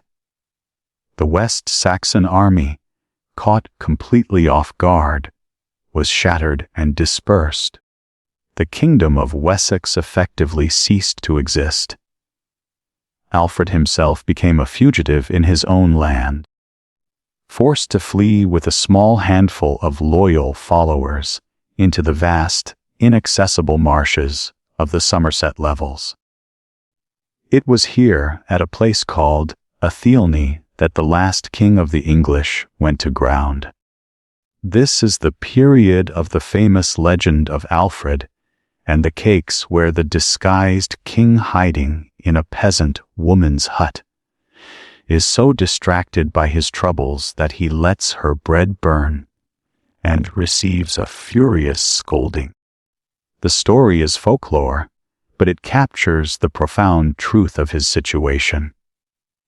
The King of Wessex, the last hope of his people, was a refugee hiding in a swamp, his kingdom overrun. This is a great historical mystery. What really happened during those desperate months at Athelney? Our main source, a biography written by his court bishop, Assur paints a picture of a king who never lost hope, who built a fortress in the marshes and waged a heroic guerrilla war against the invaders. But how close did he truly come to despair or to fleeing abroad as the Mercian king had done? Did the people of Wessex believe the cause was lost? For a few months, Anglo-Saxon England effectively winked out of existence. Its survival hung by the thinnest of threads, dependent on the will of one sick, hunted man and his few followers, huddled in a damp, fever-ridden wilderness. Then, in the spring, a miracle happened. From his marshy hideout, Alfred sent out messengers to the Fyrds, the local militias of Somerset, Wiltshire, and Hampshire. he summoned all loyal men to muster at a rallying point known as Egret Stone. The fact that they came marching through Viking occupied territory to a rendezvous point called for by a king many must have presumed was dead is one of the most remarkable testaments to the loyalty that Alfred inspired. An army rose from the ashes of defeat. Alfred led this new army to intercept Guthrum's main force near the town of Edington. The battle that followed decided the fate of England. It was a brutal, grinding affair. Two shield walls smashing against each other for hours. The West Saxons, fighting for their homes, their faith, and their very existence, held their ground. At last, the Viking line broke. The West Saxons surged forward, cutting down the fleeing Danes and pursuing them all the way back to their fortress at Chippenham. Alfred laid siege to the fort, and after 14 days, the starving Vikings surrendered. Alfred had not just won a battle. He had saved his kingdom from annihilation. In the aftermath, he imposed a peace treaty that included a remarkable condition. The Viking king Guthrum and his chief warriors must accept baptism into the Christian church with Alfred himself, standing as Guthrum's godfather. It was a staggering symbolic victory. The king, who had been a fugitive in a swamp, now stood as the spiritual father of his vanquished enemy. The storm had been weathered, but the great task of rebuilding a shattered world was only just beginning. The victory at Edington was a miracle of arms, a moment of extraordinary triumph against impossible odds. But Alfred, the scholar king, knew that shield walls and swords alone would not secure the future of his people. The peace he had won was fragile, and the Viking threat had not vanished. It had merely been contained. In the quiet that followed the storm, Alfred looked upon his shattered kingdom of Wessex and saw a ruin that was not just physical, but spiritual and intellectual.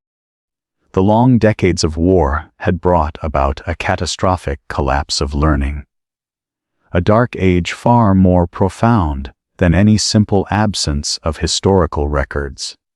This decay, Alfred believed, was an enemy as dangerous as the great heathen army itself. He surveyed a grim landscape, the monasteries, which for centuries had been the libraries, schools, and cultural powerhouses of Anglo-Saxon England, had been systematically targeted by the Vikings. Their treasures had been looted, their precious books burned or scattered, and their communities of monks killed or driven into hiding. With the monasteries gone, the entire educational system had evaporated. The priests who remained were often little better than the laymen they were meant to instruct. The knowledge of Latin, the universal language of the Church, of Scripture, and of all the accumulated wisdom of the ancient world, had almost entirely vanished. In a famous and deeply personal preface, he later wrote, Alfred lamented this state of decay, recalling a time when foreigners would come to England seeking wisdom. But now, so completely had learning fallen into decay among the English people, that there were very few on this side of the Humber who could understand their rituals in English, or translate a letter from Latin into English. And I believe that there were not many beyond the Humber either. To Alfred, this was not merely an educational crisis, it was a profound spiritual sickness. He believed that God had allowed the Vikings to ravage their lands as a divine punishment for their ignorance, and for abandoning the pursuit of wisdom that had made their ancestors famous. To truly save England, he had to do more than just defeat the Danes in battle. He had to restore the mind and soul of his people. His grand vision was to spark a new golden age of learning, but with a radical and revolutionary difference. The Old Northumbrian Renaissance had been an elite affair conducted in Latin and confined to the monasteries.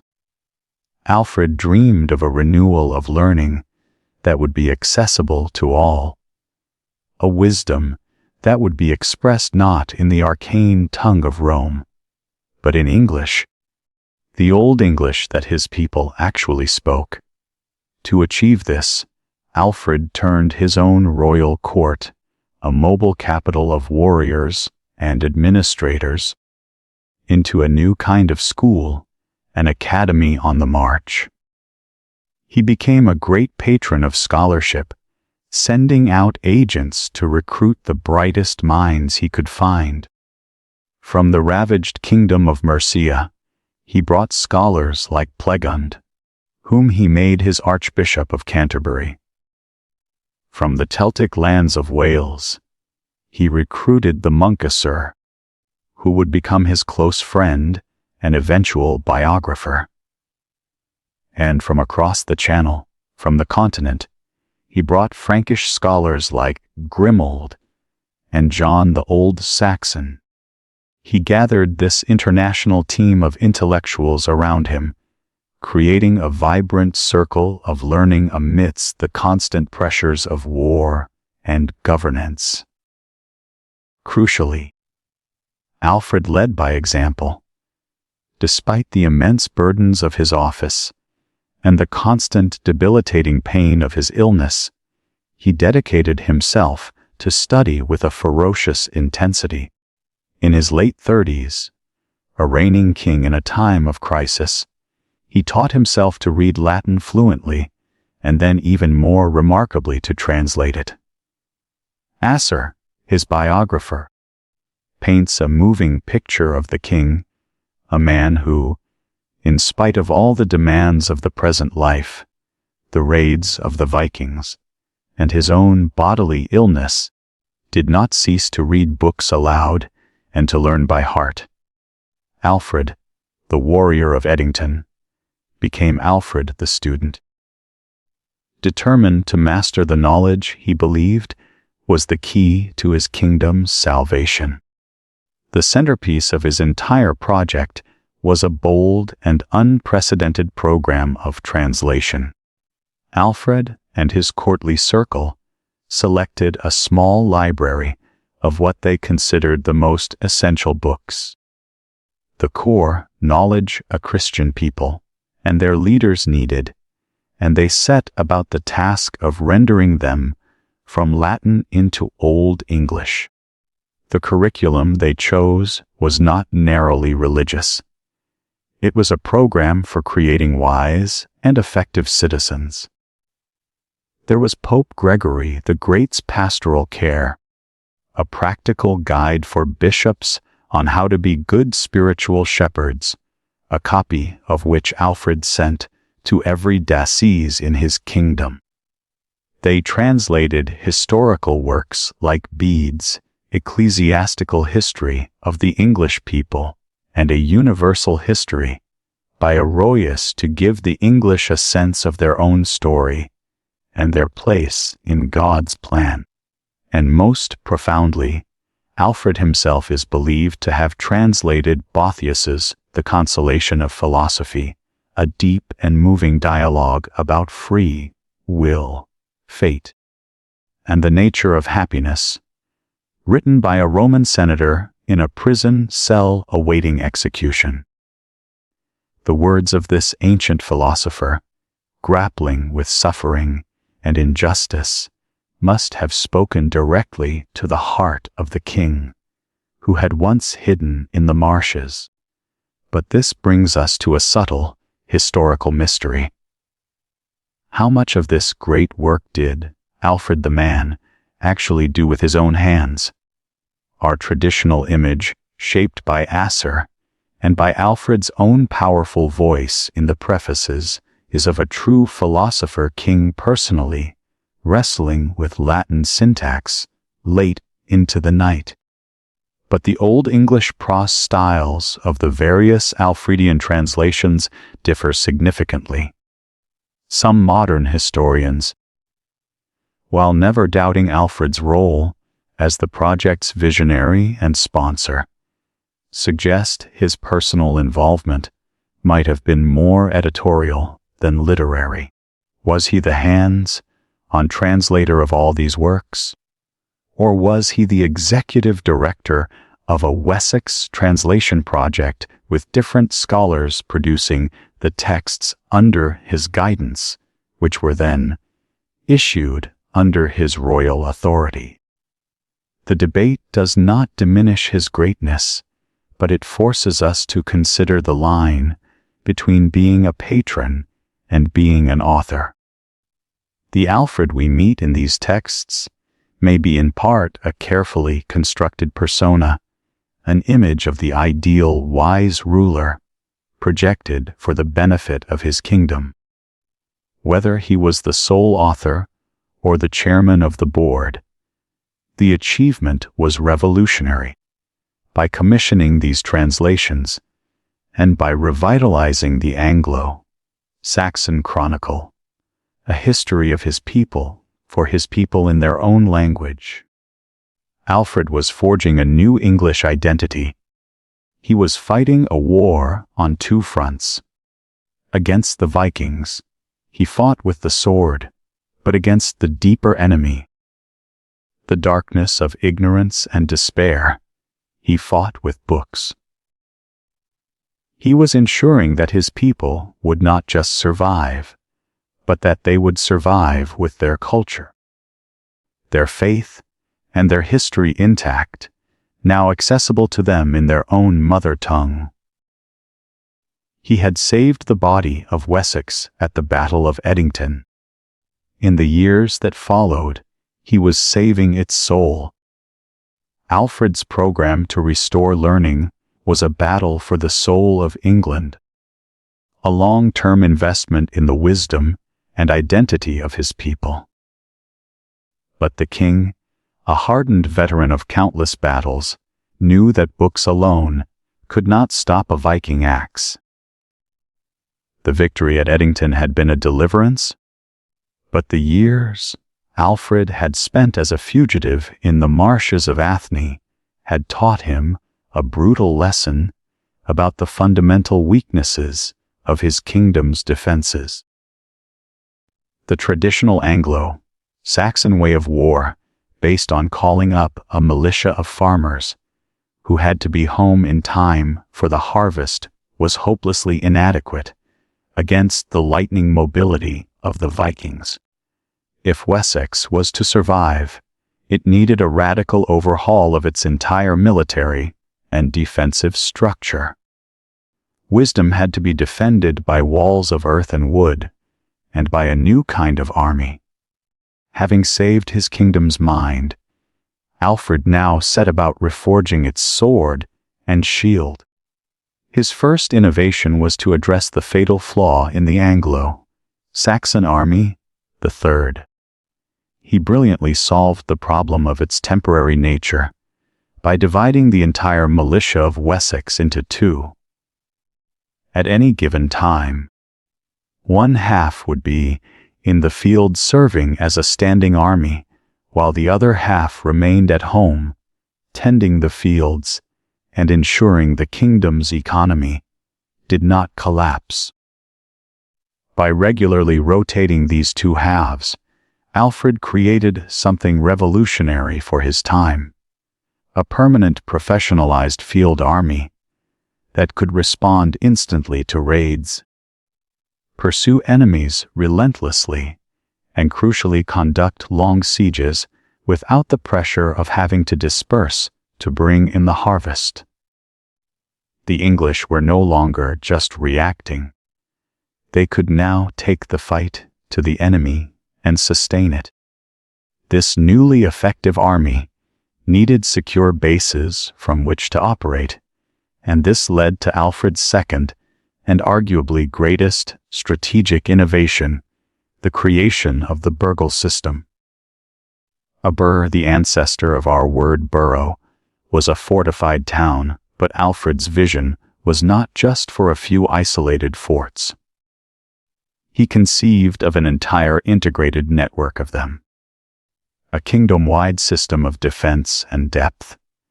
The plan, breathtaking in its scope and logic, was that no farm or village in Wessex would be more than 20 m, roughly a day's march from the safety of a burgh. These were to be more than just refuge. They were to be permanently garrisoned strongpoints, nerve centers from which his new army could ride out to intercept any Viking force that dared to enter their territory.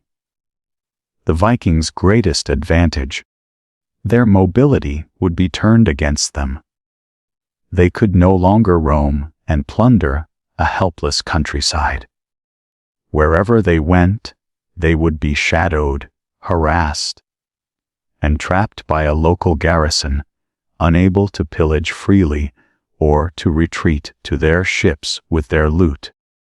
The evidence for this grand design is found in a remarkable document that survived from the period known as the Burgle Heideage. This is not a story or a chronicle, but a dry administrative list of over 30 burghs, from Exat in the west to Sussex in the east. Crucially, next to each name, the document records a number of hides, a unit of land measurement. This number was part of a precise mathematical formula used to calculate how many men drawn from the surrounding lands were required to man that burgh's walls, and how much tax those lands owed for the upkeep of the fortifications. The burglage is an astonishing window into the sophistication of the Anglo-Saxon state, revealing a level of centralized planning, resource management, and logistical foresight that was unparalleled in Western Europe at the time. These burghs were not the magnificent stone castles of a later age. They were typically fortified with massive earthen ramparts, faced with timber, and topped with a wooden palisade and fighting platform. Some were built on the sides of old Roman towns like Winchester, their new urn walls following the line of the ancient stone. Others occupied the commanding heights of old Iron Age hill forts, but many, like Wallingford and Oxford on the rivers, were entirely new creations laid out from scratch on a planned grid of streets. This reveals their dual purpose. They were not just forts but proto-towns, designed from the beginning to be secure centers of administration, industry, and commerce. Alfred's third innovation was just as radical. He realized that fighting the Vikings only after they had landed was a losing game. The war had to be taken to them in their own element, the sea. He ordered the construction of a royal navy, the first of its kind in England. The Anglo-Saxon Chronicle proudly reports that Alfred personally designed these new ships, making them swifter, steadier, and also higher than the Viking long ships. They were not mere copies. They were an attempt to engineer a superior warship with as many as 60 oars built to fight, and not just to raid. This was a profound strategic shift. For the first time, an English king was attempting to create a naval shield to intercept and destroy the enemy before they could even set foot on English soil. The initial results were mixed. His new larger ships were sometimes clumsy and ran ground, and his crews were less experienced than the seasoned Norse sailors. But the seed of an idea that would define English history for the next 1,000 years had been planted. But how much of this incredible system was truly Alfred's own invention? This is a fascinating historical question. The mainstream view, based on the sheer scale and coherence of the network, is that Alfred was the strategic genius who conceived and implemented the whole plan in the years after his victory at Edington. However, some historians and archaeologists suggest a more evolutionary process. Fortified towns were not unknown before Alfred. Offa of Mercia had built defenses around some of his centers. And across the Channel, the Frankish kings were building fortified bridges to block Viking fleets from sailing up their rivers. The historical mystery, therefore, is whether Alfred had a single revolutionary eureka moment, or if he was a brilliant synthesizer who took existing scattered ideas about defense and applied them with a unique and systematic rigor across his entire kingdom. Was the burglar system a completely new invention or a masterful perfection of existing trends? Either way, the result was the same. Alfred had transformed Wessex from a soft target into a fortress. When the next great Viking army returned in the 8090s to try and break him, they found a kingdom that had been hardened and reorganized for total war. Alfred the Scholar had built a thinking person's war machine. Alfred the Great died in 899, leaving behind a kingdom saved, but a country still broken. He had won the war for survival. But the peace was little more than an armed truce. A line had been drawn both on the map and in the minds of the people from London up to Chester, dividing the land in two. To the south and west lay Alfred's Anglo-Saxon Wessex and its client state of English Mercia. To the north and east lay the Danelaw, a vast territory still under the control of Viking armies and Norse settlers. Alfred had built the fortress. The monumental task of counterattacking and reconquering the lost lands would fall to the next generation, to his children. His son Edward, a formidable warrior in his own right, took the throne of Wessex. But the crucial co-architect of the victory to come was a figure unique in English history. Alfred's firstborn child, his daughter Ethelfled. Ethelfled had been raised in the extraordinary environment of her father's court, while other aristocratic girls of the age were taught the domestic arts. She received a first-class education, absorbing her father's profound respect for learning, his deep Christian piety, and crucially his revolutionary ideas about statecraft and military strategy. She was a product of his great revival. A woman whose mind had been forged by the same intellectual fires that had produced the translations of Boethius and Bede. But her destiny was not to be a scholar. Her father gave her a task that was perhaps the most difficult and dangerous in the kingdom. In a move of brilliant strategic foresight, Alfred married his daughter to Etheld, the Lord of Mercia. This was no ordinary dynastic marriage. Mercia, the once mighty kingdom of, was now a shadow of its former self. Its eastern half had been conquered by the Danes, while the western half survived as a battered and bruised frontier state under the protection of Wessex. The marriage of Ethelfled and Ethelred cemented this vital alliance. Alfred was placing his brilliant, trusted daughter on the very front line of the war against the Danelaw, entrusting her and her husband with the defense of this crucial buffer state. For many years, Ethelfold and Ethel ruled together. A formidable partnership. They worked in lockstep with Alfred's vision, extending the Burgle system northwards, building a chain of new fortresses to defend the Meon heartlands at places like Gloucester, Worcester, and Stafford.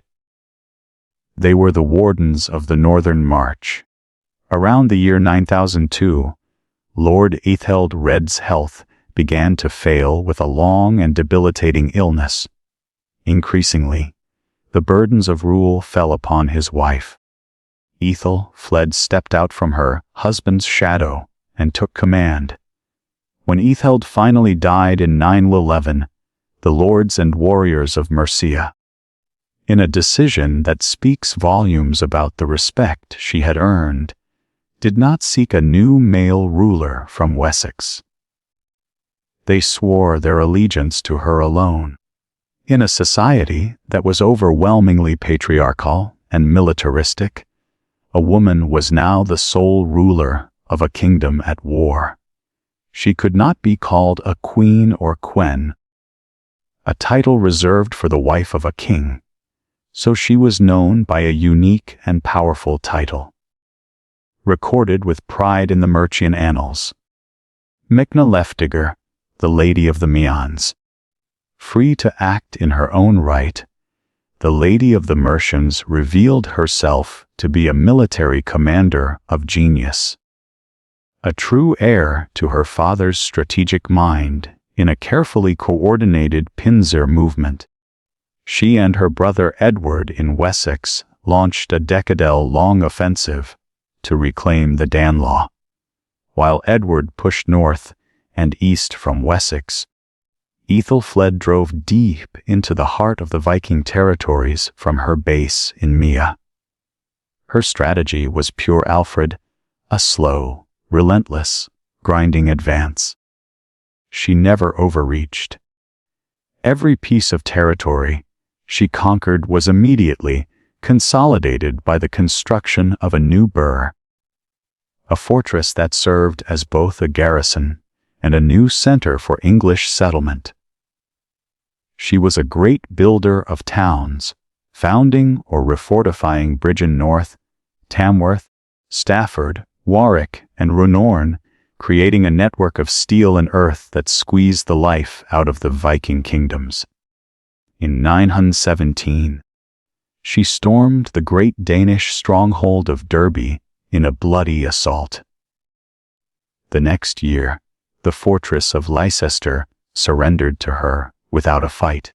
Her reputation had grown so immense that in 918 the Norse leaders of York, the greatest Viking kingdom in England, sent emissaries to her, offering her their loyalty and submission.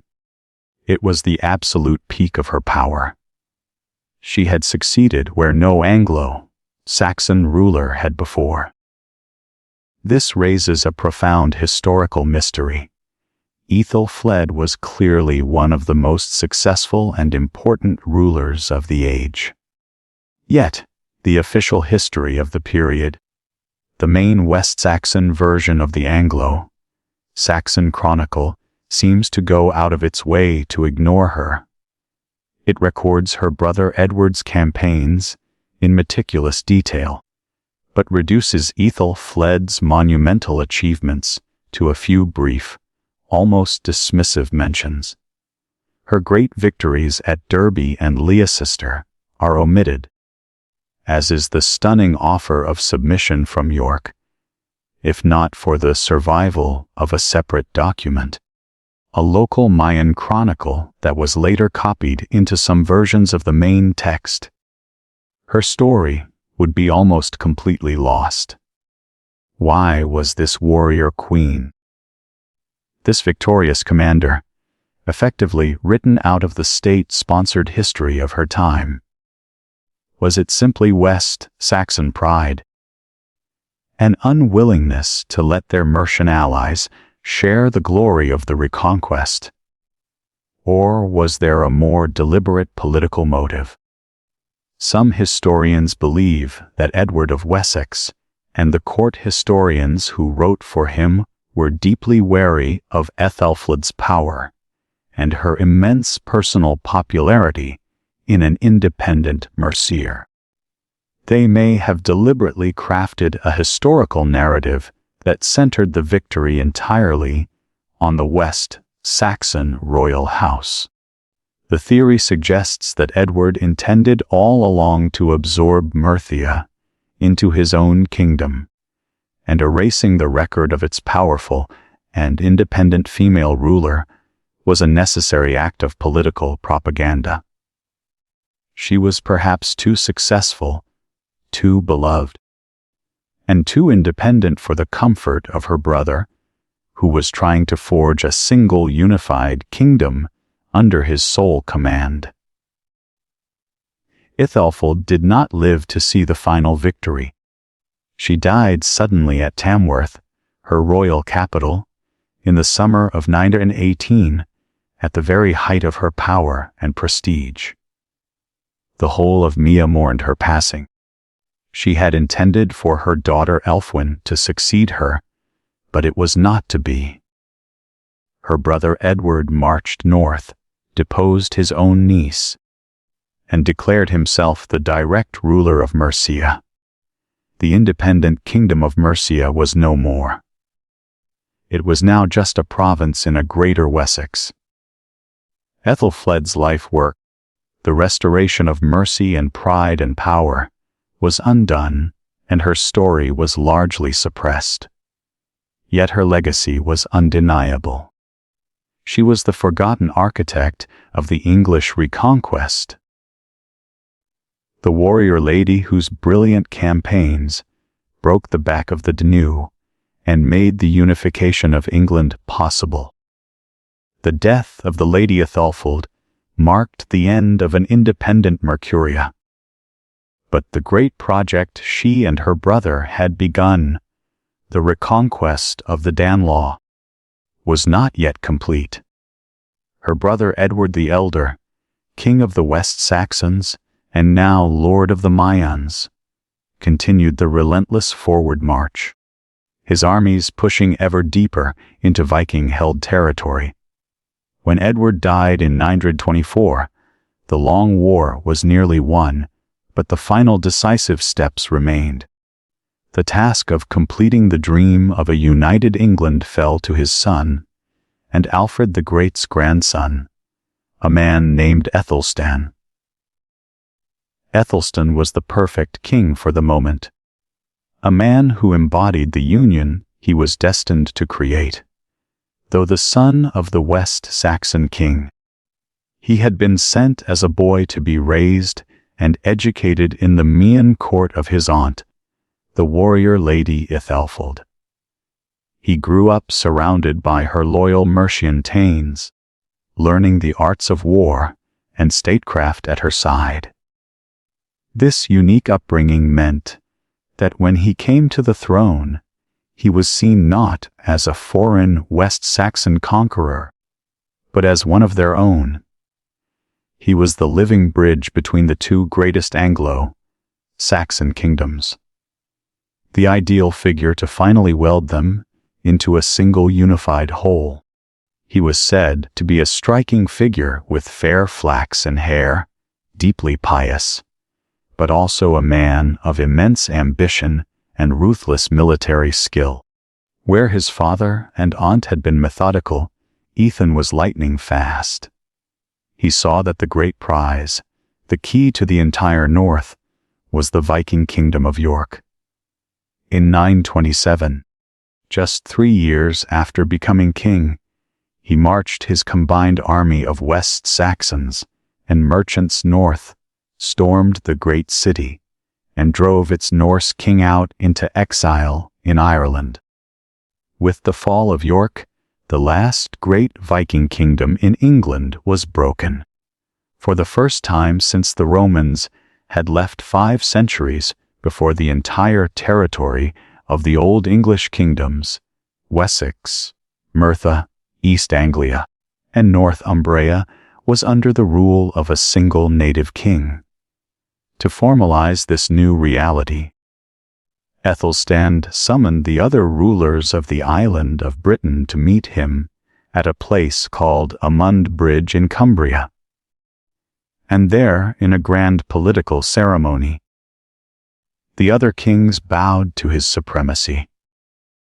Constantine, the king of the Scots, Ilda, the most powerful of the Welsh kings, and the ruler of the British kingdom of Strathclyde, all swore oaths of peace and acknowledged Aethelstan as their overlord. This was a moment of unparalleled triumph. Aethelstan was no longer just a king of the Anglo-Saxons. He was claiming to be the emperor of the whole island. On his magnificent silver coins and in his formal legal charters, he began to use new and grandiose titles never before seen in England. Rex Totius Britannia, king of all Britain, and even Basileus, the high, flown Greek title used by the emperors in Constantinople.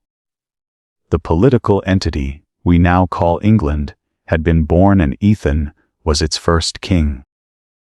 Like his grandfather Alfred, Aethelstan understood that conquest was not enough. The new kingdom had to be governed. He became a great and energetic lawgiver, issuing comprehensive legal codes that sought to impose order on his vast and often lawless new territories. He was a major figure on the European stage, forging marriage alliances for his many half-sisters with the most powerful royal houses of the continent, from the Holy Roman Empire to the Kingdom of the West Franks. His court became a glittering cosmopolitan center for European culture and diplomacy, a safe haven for exiled princes and a hub for the trade in holy relics and magnificent manuscripts. But his newfound supremacy bred resentment.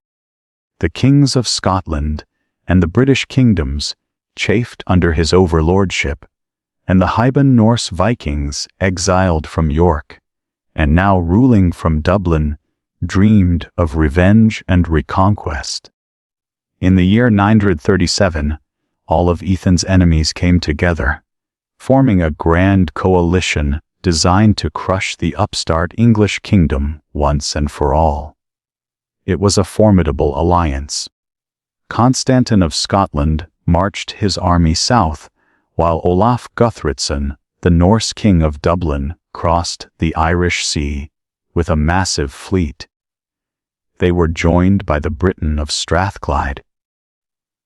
It was a multinational army of Scots, Vikings, and Briton, united by their shared desire to destroy the king of the English.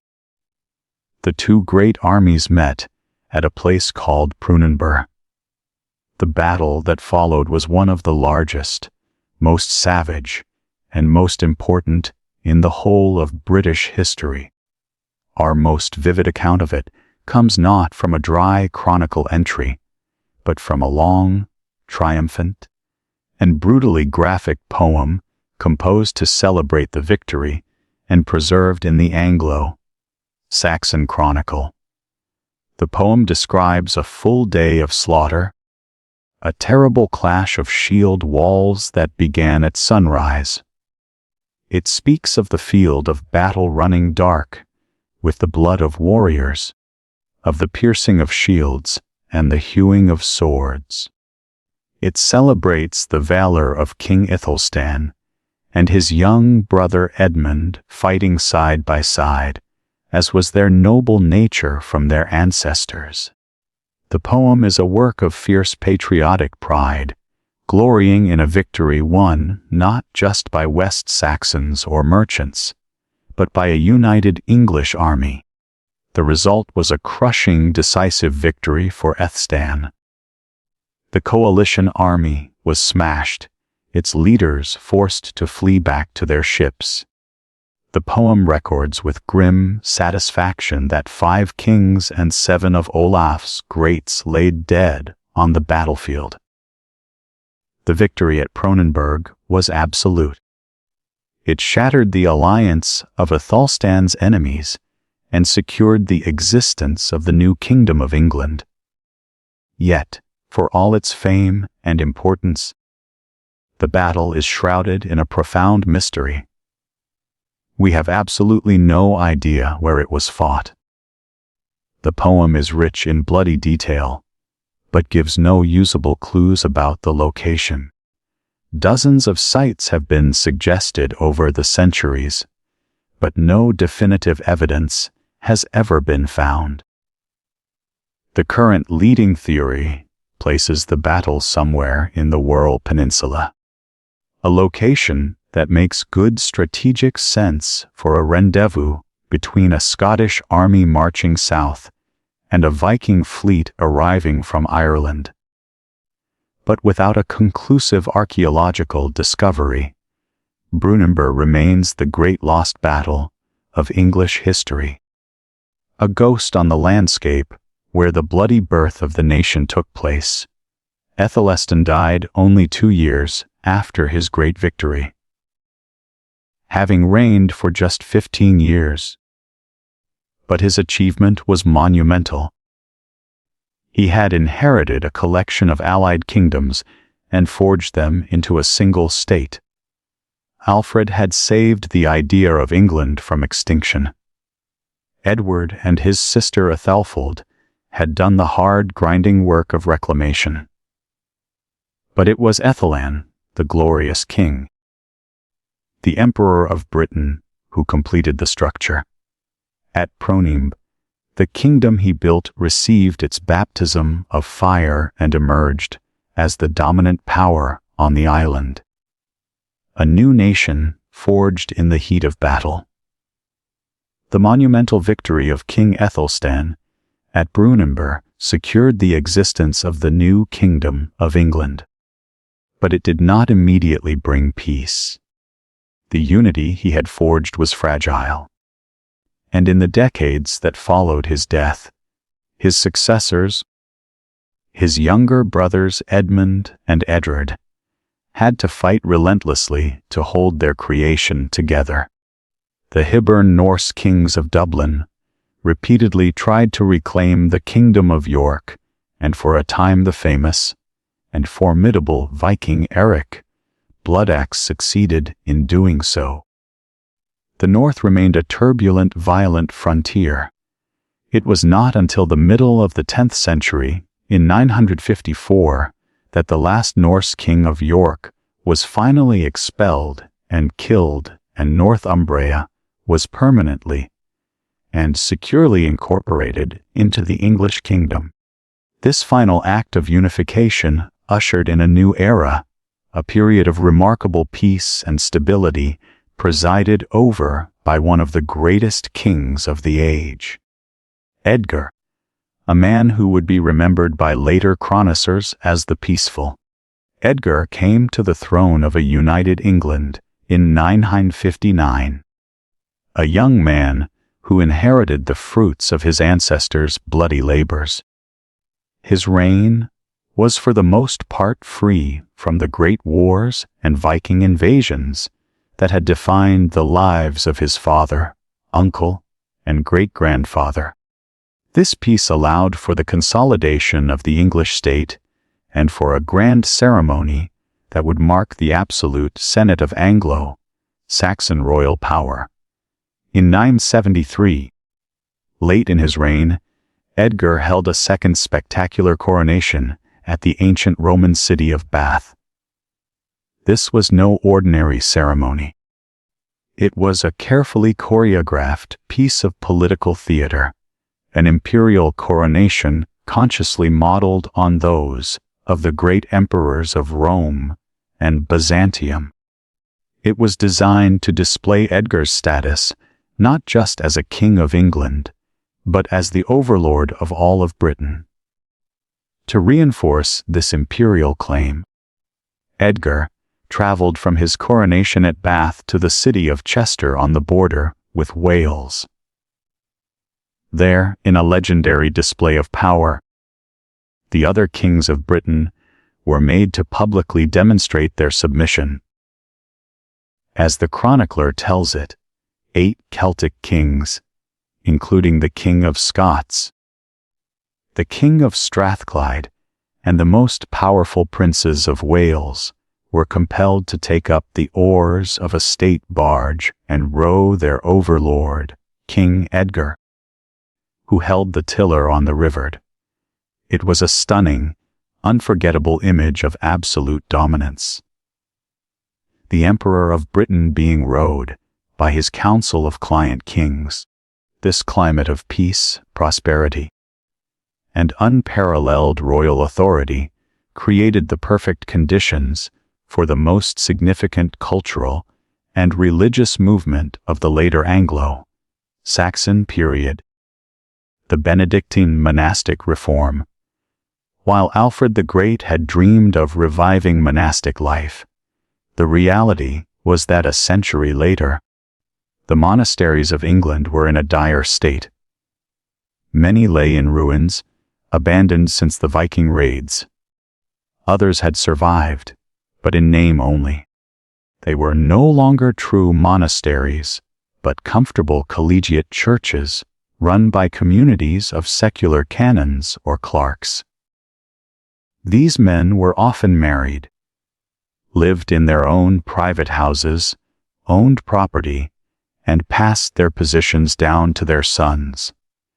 They were in effect hereditary corporations of wealthy, landowning priests, following no strict rule and living a life far removed from the monastic ideal of poverty, chastity, and obedience.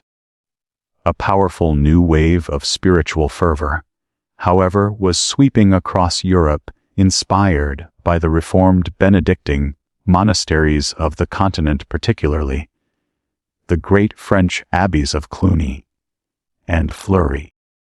This movement was brought to England by 3 brilliant and passionate churchmen. Dunstan, a deeply spiritual man who became Archbishop of Canterbury, the formidable and uncompromising Ethelwald, Bishop of Winchester, and the energetic Oswald, Bishop of Worcester. Their goal was nothing less than the total purification and rebirth of the English Church. They sought to drive out the lax worldly clerks and replace them with communities of fervent disciplined monks living strictly according to the 6th century rule of Stein. Benedict, this was a top-down reformation, and it could never have succeeded without the enthusiastic backing of the king. Edgar was a devout supporter of the reformers. He saw a disciplined, centralized, and loyal church as an essential partner in governing his unified kingdom. He used the full weight of his royal authority, and sometimes his soldiers, to support Bishop Ethelwald in his controversial expulsion of the secular clerks from the great cathedrals of Winchester and Worcester, literally driving them out and handing their lands and churches over to new communities of Benedictine monks to standardize this new way of life. A great council was held at Winchester, which produced a document called the Regularis Concordia, or monastic agreement. This text laid down a single uniform rule for all English monasteries, creating for the first time a truly national and unified monastic church, whose members were bound by a common discipline, and whose first duty after the worship of God was to pray for the well-being of their patron, the King of England. But was this great reform purely a movement of spiritual renewal, or was there a more worldly political motive at play? This is a great historical debate.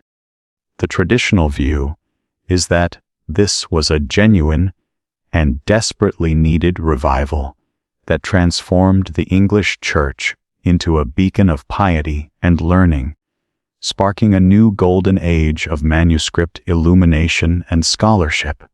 However, a more critical modern perspective suggests that the reform was also a shrewd political power grab.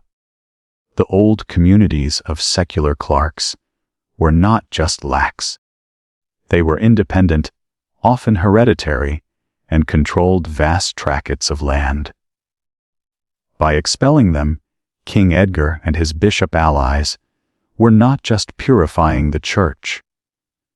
They were breaking the power of old entrenched aristocratic families and seizing control of their immense wealth. The new Benedictine monasteries were utterly dependent on the king. Their abbots were appointed with his consent, and their monks were now part of a nationalized church praying daily for the king's success. In this light, the reform can be seen as a clever strategy by Edgar to extend royal power over a huge segment of the kingdom's landed wealth, transforming the church into a loyal spiritual civil service. The truth most likely is that the reformers were driven by a complex mix of genuine piety and political pragmatism.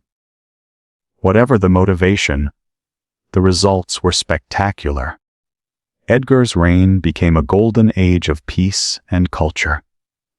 The newly reformed monasteries became vibrant centers of art and learning, producing stunning illuminated manuscripts in the elegant style known as the Winchester School. The kingdom forged by war was now being glorified by art and sanctified by prayer. The image of King Edgar at the tiller of his boat on the River Dee was the perfect symbol of a kingdom at the absolute peak of its confidence and power, united, peaceful, and seemingly unassailable. This golden age, however, was built on the leadership of one strong king, and its peace would prove to be tragically brief. The peace that King Edgar the Peaceful had secured for his kingdom was more than just an absence of war. It was a fertile ground for a spectacular flourishing of culture. The great Benedictine monasteries, revitalized by the reformers Dunstan and Ethelwold and enriched by royal and aristocratic patronage, became bustling workshops of artistic and intellectual creativity. In the quiet of their scriptoriums and chapels, the monks and nuns of late Anglo-Saxon England created a culture of extraordinary sophistication, producing some of the most beautiful art and profound literature of the entire early medieval period. To step into this world is to leave behind any notion of a primitive dark age and enter a realm of shimmering gold, elegant lines, and powerful resonant poetry. The most dazzling legacy of this era is the art of the book. The monastic reform created an enormous demand for new manuscripts, gospel books, psalters for chanting the Psalms, and benedictionals containing the blessings a bishop would need for the liturgy. These were not just functional texts. They were objects of immense prestige and deep devotion, and they were decorated with a confidence and elegance that defined a new English aesthetic. This style, which radiated out from the great cathedral priory at Winchester, but was practiced in centers across the South, is known as the Winchester School. It is a style of controlled energy and refined grace. Human figures are drawn with an expressive, almost nervous vitality. Their bodies elongated and their robes depicted with a characteristic fluttering, intricate drapery that makes the fabric seem alive. The artists filled their pages with lavish, burnished gold leaf that would catch and reflect the candle light of the altar and frame their pictures with distinctive fleshy borders of scrolling anthus leaves, a classical motif reimagined with a new organic energy. The undisputed masterpiece of this style is the Benedictional of St. Ethelwerd, a manuscript commissioned by the great reformer bishop himself in the late 10th century. To turn its vellum pages is to witness the full glory of the age. On one page, Christ enters Jerusalem. The figure is drawn with a delicate dancing quality, their robes a cascade of restless calligraphic lines. On another, the Holy Spirit descends at Pentecost, the apostles gazing upwards, their faces full of expressive emotion. The whole scene enclosed within a lush, intricate anthus leaf border. It is an art form that is both deeply spiritual and breathtakingly luxurious, a perfect expression of the wealth, piety, and confidence of Edgar's renewed English church. This same creative energy was also poured into the preservation of the English language's own great literary heritage. It was in the scriptorums of these newly reformed monasteries that scribes for the first time systematically wrote down the great body of Old English poetry, much of which had been composed centuries earlier and passed down through oral tradition. Almost everything we have of Old English verse survives in just 4 irreplaceable manuscripts, all compiled around the year 1000. These books, the Exod, the Veli Book, the Junius manuscript, and the Nell Codex, which contains Beowulf, are the treasure chests of the English poetic soul. They contain the great Christian poems, such as the haunting and beautiful Dream of the Rood, in which the cross itself speaks of the crucifixion. But they also preserved the older melancholy illies of the Anglo-Saxon heart, poems like The Wanderer and The Seafarer, which speak of exile, loss, and the sorrowful decay of all earthly things. The greatest of these preserved treasures is of course the epic poem Beowulf. The manuscript itself is a relatively plain and unassuming volume, not a lavish work of art like the Benedictional of Ethelwald. Its survival was a near-run thing. It was badly damaged in a fire in 1731 that destroyed much of the library it was housed in. But the story it contains is the foundation stone of English literature. The tale of a great hero's battles against 3 monsters. The creature Grendel is vengeful mother and a treasure-hoarding dragon. Set in the misty heroic Scandinavian past, the poem is a magnificent fusion of the old pagan warrior ethos with its emphasis on courage, loyalty, and the pursuit of fame, and the newer Christian worldview, which frames the story with an awareness of God's providence and the transiencies of worldly glory. Yet, this most famous of English poems is also home to one of our greatest literary mysteries. We have no idea when it was composed. The manuscript was written around the year 1000, but the poem setting is the pagan world of the 6th century. For generations, scholars have debated its origins. Was it an early composition, perhaps from the 8th century age of Bede? A genuinely ancient heroic song that was recited for centuries before a monk finally wrote it down? Or was it a much later work, a piece of brilliant historical fiction composed by a highly sophisticated Christian poet in the 10th or even early 11th century, a nostalgic and scholarly look back at a long dead heroic age. The language, meter, and historical details have been endlessly analyzed, but they offer no conclusive answer. The great epic of the English language remains stubbornly anonymous and timeless. The artistic achievements of the period went far beyond the page. Anglo-Saxon craftspeople were masters of intricate ivory, carving, creating delicate and expressive crucifixes and reliquaries. They were also legendary for their skill in needlework. The great English embroideries, known as Opus Anglicanum, were prized as the finest in Europe, though sadly, due to their fragile nature, almost none from this period survive.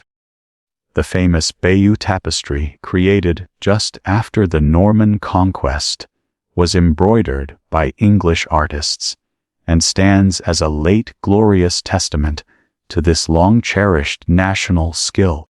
This was a society that valued beauty and craftsmanship in all its forms. The England of the late 10th century was no backwater. It was a kingdom at the height of its cultural powers, producing art and literature that was the envy of Europe. This peaceful, prosperous, and creative world, so carefully built by Alfred's descendants, was about to be subjected to the severest of tests, as the dragon ships of the Vikings, after a long absence, once again turned their prows towards the English shore. The death of Edgar the Peaceful in 975 shattered the golden age his reign had embodied. The unity and stability he had so carefully maintained proved to be tragically dependent on his own personal authority. England was immediately plunged into a bitter succession crisis. Edgar left 2 young sons by different mothers, the teenager Edward and a boy of about 10 named Etheld. The great nobles of the kingdom split into factions, some backing the elder son Edward, while others, including Etheld's powerful and ambitious mother, Dowager Queen Elfthryth, schemed to place the younger boy on the throne. Though the party of Edward initially won out, and he was crowned king, his reign was short and troubled. The political tensions simmered just beneath the surface, and in the year 978, they erupted in an act of shocking violence that would cast a long dark shadow over the next 4 decades. The young King Edward, while out hunting, decided to pay a visit to his half-brother Ethelred at G Castle in Dorset. As he sat on his horse, at the gate accepting a drink, he was surrounded by members of Etheld's household and stabbed to death. Ethelred himself was just a child and was almost certainly not personally responsible, but the crime was committed by his supporters for his benefit. The murder of an anointed king by his own subjects was a terrible omen. Edward was quickly hailed by the public as a martyr, and the new boy King Etheld began his long and calamitous reign under a cloud of suspicion and sacrilege. This was the king who would become known to history by the famous and damning nickname Ethel, Red the Unready. The name is a cruel but clever pun. His Old English name Ethelred means noble counsel. The nickname Unread, which sounds similar, means no counsel or ill counsel. It wasn't that he was unprepared. It was a judgment on the terrible quality of the advice he received and the disastrous decisions he made. He grew into a man who was suspicious, indecisive, and plagued by an inability to trust his own powerful nobles, the great elder men who govern the sheriffs. And it was upon this divided, badly led kingdom that an old enemy now returned with a vengeance. The Viking raids, which had ceased for a generation during the strong rule of Edgar, began again in the 980s, at first as small probing attacks. But the raiders quickly sensed the weakness and division at the heart of the English government. These were not the Vikings of Alfred's day who had sought land for settlement. This was a new breed of predator, highly professional, mobile armies, often led by powerful Scandinavian rulers like Olaf Tryggvason of Norway and the formidable Svein Forkbeard, King of Denmark. Their aim was not conquest, at least not at first.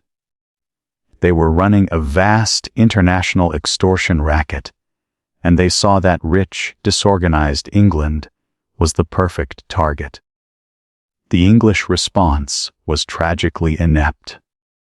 Alfred's network of burhs was still in place, but a lack of unified national leadership rendered the system ineffective. Time and again, the Anglo-Saxon Chronicle tells a dismal story of English armies being slow to muster, of nobles failing to cooperate, and of betrayals where an ealdorman would make a separate peace with the enemy or fail to bring his troops to a battle. Faced with this internal disunity and a relentless professional foe, Ethelred's government made a fateful and catastrophic decision after a brave but crushing English defeat at the Battle of Mölden in 991. Ethelred's advisors decided that if they could not defeat the Vikings with steel, they would buy them off with silver. This was the policy of Darnageld. It was a national protection payment, a huge tribute paid to the Viking armies to persuade them to leave. In 991, the price was for 10,000 of silver, an enormous sum that required a new and burdensome national tax. But the payment, intended as a one-off solution, became a recurring nightmare. It was a spectacular own goal. It demonstrated to the Vikings two fatal things: that the English were unable to defend themselves, and that their kingdom was fantastically wealthy. The Danegeld meant to make them go away, only guaranteed that they would come back demanding more. The policy created a vicious cycle of extortion.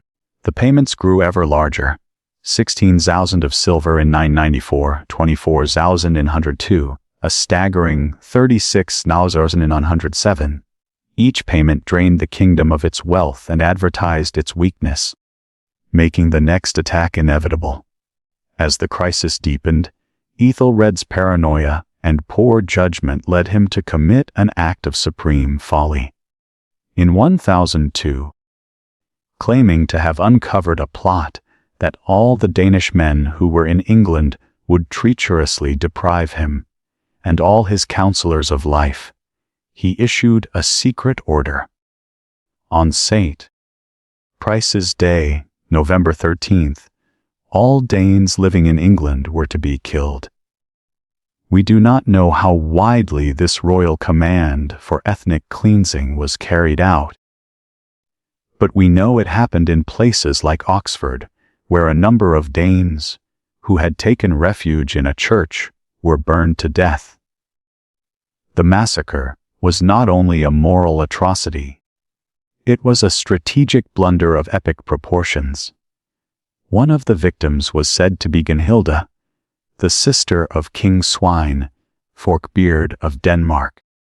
Ethelred's act of panicked cruelty gave his most powerful enemy a personal justification for revenge and a powerful political excuse to transform his lucrative raids into a full-scale war of conquest. This catalogue of disasters has cemented Ethelred's reputation as one of England's worst kings. But was he truly so incompetent? Or was he just desperately unlucky? This is a great historical debate. The traditional view, shaped by the relentlessly hostile account in the Anglo-Saxon Chronicle, is that Ætheled was the architect of his own kingdom's downfall. A more recent revisionist view suggests a more complex picture. Perhaps Ethelred inherited a kingdom that was already becoming ungovernable, with its powerful regional illmen acting like selfish warlords. Perhaps the Viking armies he faced were simply a more formidable challenge than anything Alfred had contended with.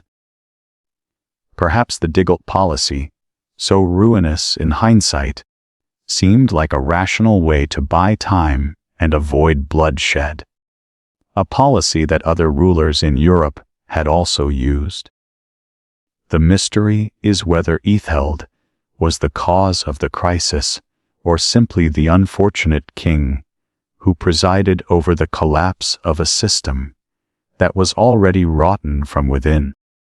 Was he the author of England's tragedy, or just its leading actor? Whatever the explanation, the consequences were clear. The policy of being done had bled his kingdom dry while encouraging the enemy. The St. Price's Day massacre had provoked the wrath of the most powerful king in Scandinavia.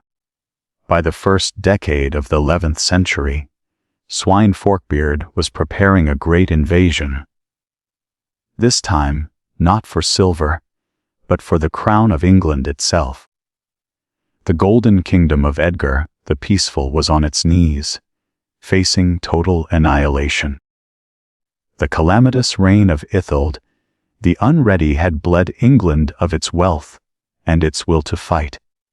The kingdom, once the most powerful and well-ordered in Britain, was now a fractured, demoralized, and easy prize.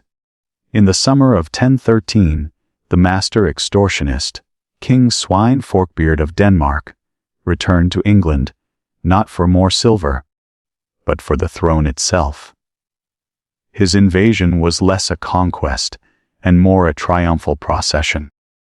He landed in the Danelaw, where the Anglo-Scandinavian inhabitants welcomed him as a liberator from the floundering West Saxon regime. Northumbria and Mercia submitted to him almost immediately.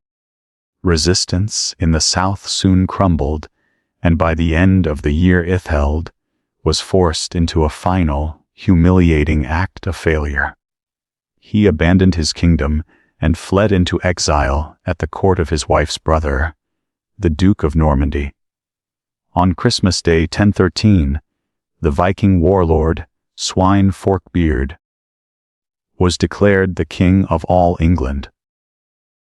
The royal line of Alfred the Great, the House of Wessex that had forged the kingdom, had been deposed. Then history took a sudden violent turn. Just 5 weeks after his triumph, Svein Forkbeard, the new master of England, dropped dead. The Viking army in England immediately proclaimed his young son Cannot as their king. But the English lords, seeing a sudden opportunity in the chaos, sent a deputation to Ætheled in Normandy. They would take him back, they said, but only on the condition that he promised to govern more justly than he had before. Æthelred agreed and returned. But the old king was a spent force, the true leadership of the English resistance, now passed to his eldest son from his first marriage. A young man of ferocious energy and courage. Edmund, who would earn the nickname Ironside. What followed in the year 1016 was an epic and brutal struggle for the kingdom, a duel between two brilliant young commanders. Edmund Ironside, the embodiment of a heroic last stand, and Nut, the cool and determined heir to the Viking conquest. For months, they fought a savage war that raged back and forth across the country. Edmund proved to be a magnificent general, rallying the English and winning a series of stunning victories. His energy and courage, a stark contrast to his father's fecklessness. For a moment, it seemed possible that he might just save the kingdom. But at the final decisive battle, at Sandon in Essex, the English cause was shattered once again by treachery. At a critical moment in the fighting, the notoriously untrustworthy ealdorman of Mercia, Idris Traiona, fled the field with his men, fatally weakening the English shield wall. The battle turned into a slaughter. The flower of the English nobility was wiped out. The Wedund Ironside escaped. His cause was broken. The two young rivals met on an island in the River Severn, and in a display of mutual respect agreed to partition the kingdom. Edmund would rule Wessex, the traditional heartland, while Nut would hold the rest. But just weeks after this treaty was made, Edmund Ironside also died suddenly, leaving Nut by default the undisputed king of all England. He had won the kingdom through bloodshed, treachery, and sheer good fortune. His new English subjects, expecting a reign of terror from this foreign conqueror, braced for the worst. What they got was one of the best kings they ever had. Not the Great, as he would become known, was a political genius. His first acts were ruthless and pragmatic.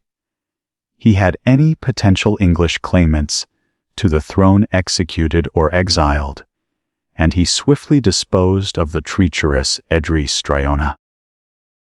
He levied one last colossal danegeld to pay off the bulk of his invasion army, sending them home and keeping only a small elite force of professional bodyguards, the legendary housecarls. But once his power was secure, he performed a stunning transformation. He set about ruling not as a Danish conqueror, but as a legitimate English king. He publicly declared that he would govern according to the laws of the great and peaceful King Edgar. He became a devout and prominent Christian, showering the English church with gifts, building new monasteries, and even making a grand pilgrimage to Rome, where he was welcomed as a major European monarch. He promoted Englishmen to high office alongside Danes, forging a new unified aristocracy. He became in essence more English than the English. Nut was not just the King of England through inheritance and further conquest. He also became King of Denmark, Norway, and parts of Sweden. He ruled a vast North Sea empire, and England was not some conquered backwater. It was the jewel in his crown, the rich, stable, and administrative heart of his entire imperial project, from his preferred English capital at Winchester. He governed this great Scandinavian imperium, bringing nearly 2 decades of peace, order, and prosperity to the land he had once come to plunder. His success was so profound that it gave rise to one of the most enduring and misunderstood legends in English history, the story of Nut and the Waves. As a later chronicler tells it, Nut, annoyed by the constant flattery of his courtiers, had his throne carried down to the seashore. He then sat and commanded the incoming tide to go back and to not dare wet his royal feet. When the tide inevitably rolled in and soaked him, he turned to his court and delivered a lesson in humility, declaring how empty and worthless the power of an earthly king is compared to the eternal power of God, whom the sea and stars obey.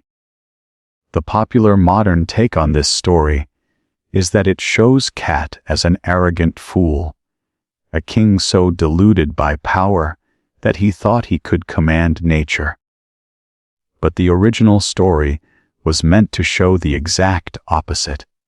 It was a parable of his piety and wisdom, an illustration of a king who knew the true limits of his power, while the event itself is almost certainly a fiction.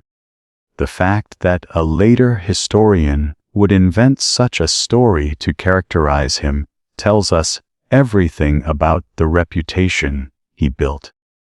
The blood-soaked Viking conqueror had successfully rebranded himself as the model of a wise and pious Christian king.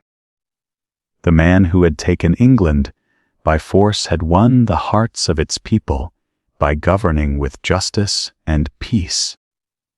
The reign of Nut the Great brought a welcome and much-needed peace to England. After decades of chaos, invasion, and crippling taxation, the kingdom could finally breathe again.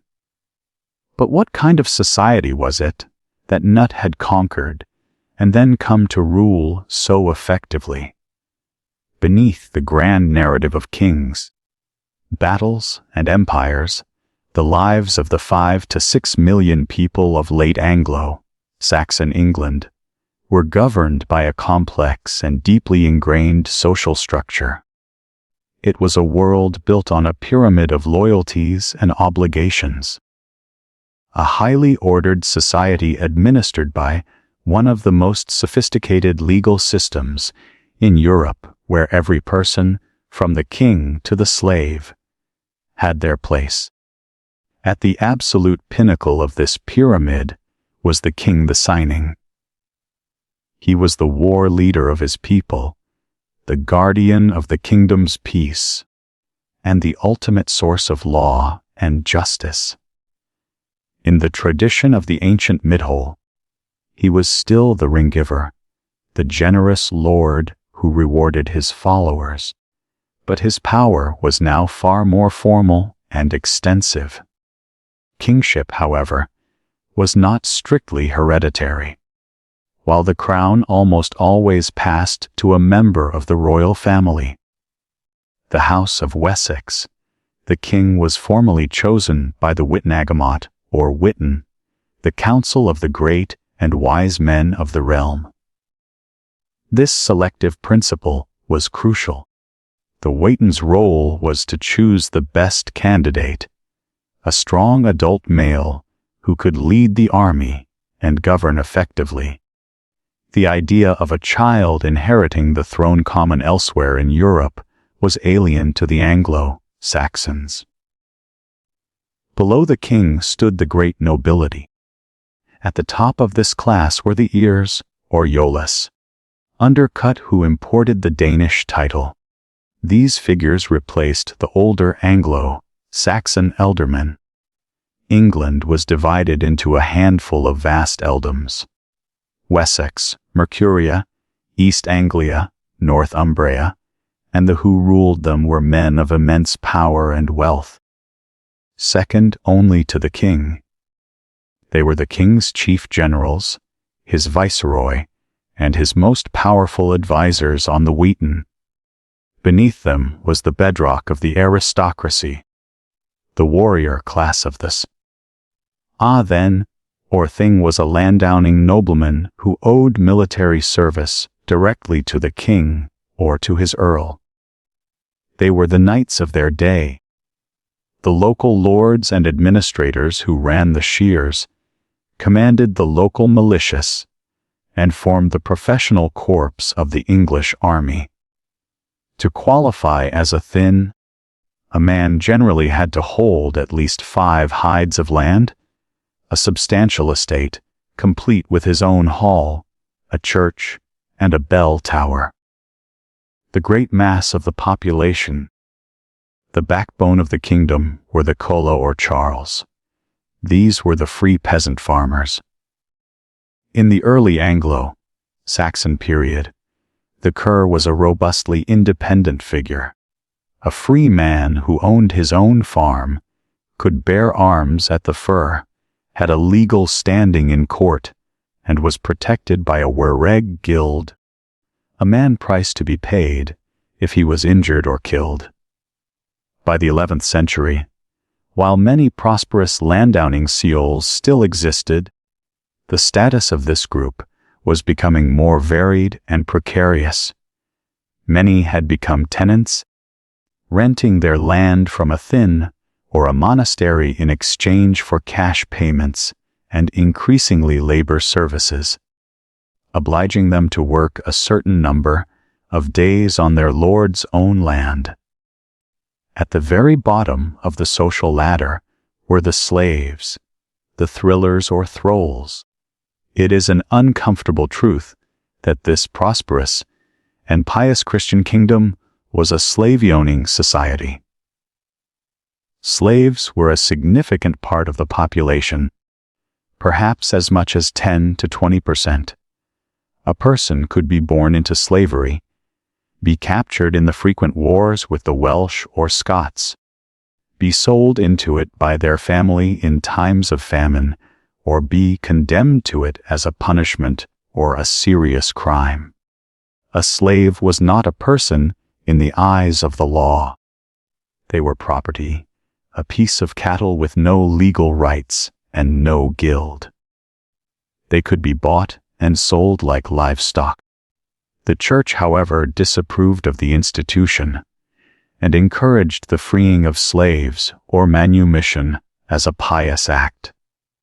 So, for many, it was not necessarily a lifelong condition. This intricate society was governed by a remarkably efficient and participatory administrative system.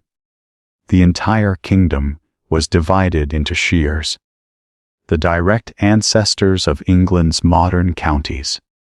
The king's chief official in each shire was the shia riva, or sheriff. He was the man on the ground responsible for collecting royal taxes, managing the king's estates, and presiding over the administration of justice. The shiers themselves were subdivided into smaller units called hundreds. These districts were the key to local government.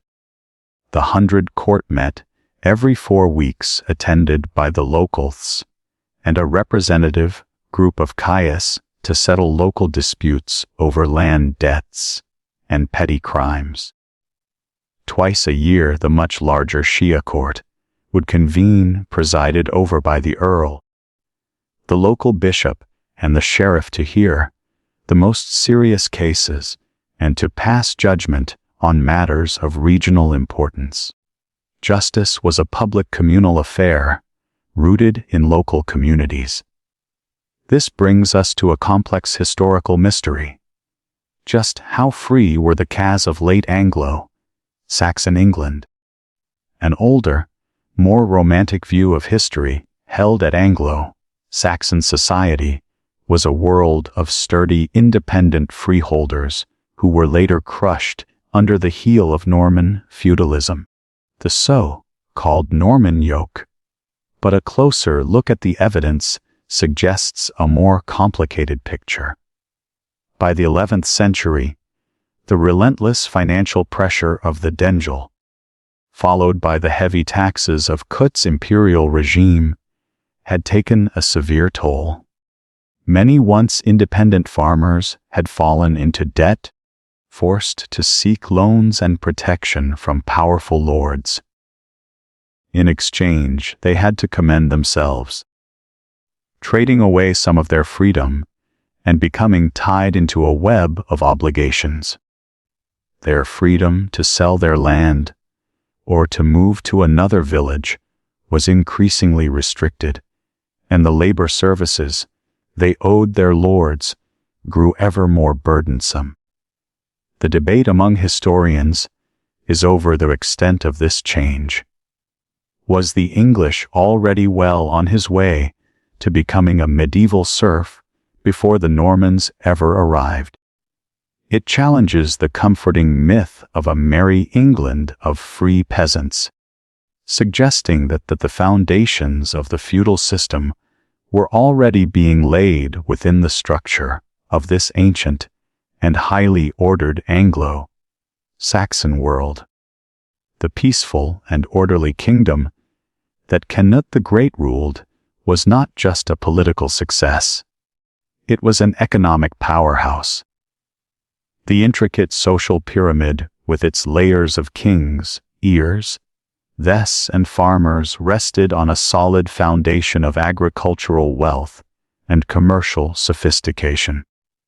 To understand the world of the late Anglo-Saxons is to understand that this was not a backward, isolated society subsisting on barter.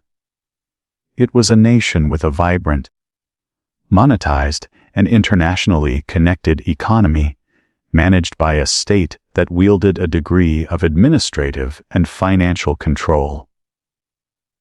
That was the envy of Europe. The engine of this economy was, as it had been for centuries, the land itself. England's greatest resource was its rich, fertile soil. The vast majority of the population lived and worked in the countryside, their lives governed by the rhythms of the agricultural year. In the great open fields that surrounded their villages, peasant families plowed their individual strips of land with teams of oxen, cultivating the wheat and barley that would become their bread and all. On the chalky downs of the south and the hills of the Midlands, vast flocks of sheep were raised, producing the wool that was already becoming England's most valuable export. This agricultural productivity was the ultimate source of the kingdom's wealth, the surplus that fed its towns, its armies, and its kings, and made it such a perennially tempting target for Viking fleets. But this was no simple agrarian society. The defensive burghs, founded by Alfred and his children, had evolved into bustling hubs of commerce and industry. By the 11th century, towns like London, Winchester, York, and Lincoln were thriving urban centers, magnets for craftsmen, merchants, and money. In their noisy, crowded marketplaces, farmers from the surrounding countryside would sell their grain, wool, and livestock, and in return buy the specialist goods they could not produce themselves: salt to preserve their meat, iron tools from the blacksmith, or sturdy clay pots from the potter. These towns were also nodes in a vast international trading network. From English ports, ships laden with wool, cloth, cheese, and tin sailed across the Channel to the markets of Flanders and Normandy, and across the North Sea to the great trading towns of the Rhineland and the distant shores of Scandinavia. In return, they imported the luxuries demanded by the wealthy Anglo-Saxon aristocracy: wine from France, fine pottery from Germany, and precious silks from the even more distant Byzantine Empire. The lubricant for this entire economic system, and the most stunning testament to the power of the Anglo-Saxon state, was its coinage. From the reign of Edgar the Peaceful onwards, England possessed a single unified and royally controlled currency that was remarkable for its quality and integrity. The silver penny was the standard coin of the realm, and its production was a jealously guarded royal monopoly. Dozens of mints operated in every major burgh across the kingdom, but they all worked to a centrally dictated standard. The silver content of the pennies was consistently high, and their weight was uniform, making them a trusted and stable currency, not just in England, but across all of Northern Europe, where they were widely used and frequently imitated. The most extraordinary feature of this system was the practice of reckonage. Every 6 years or so, the king's government would declare that all the coins currently in circulation were now void. People were required to bring their old pennies back to the royal mints, where they would be melted down and re-uk with a new design featuring an updated portrait of the king. For every 10 pennies brought in, for example, a person might receive only 9 new ones back, with the 10th coin being kept by the crown as a fee. This system was a work of administrative genius. Firstly, it functioned as a regular, predictable, and highly profitable form of national taxation. Secondly, it allowed the government to maintain absolute control over the quality of the currency, preventing the slow degradation through clipping or debasement that plagued other medieval economies. And thirdly, it was a powerful tool of propaganda. Every 6 years, the entire cash supply of the kingdom was reissued with a fresh image of the king's face. A constant tangible reminder jingling in every merchant's purse and every farmer's pocket of who was in charge. The existence of more than 70 mints, all capable of coordinating these regular and complex recoinages, speaks to a level of bureaucratic organization that was simply astonishing for the era. But this brings us to a complex economic question.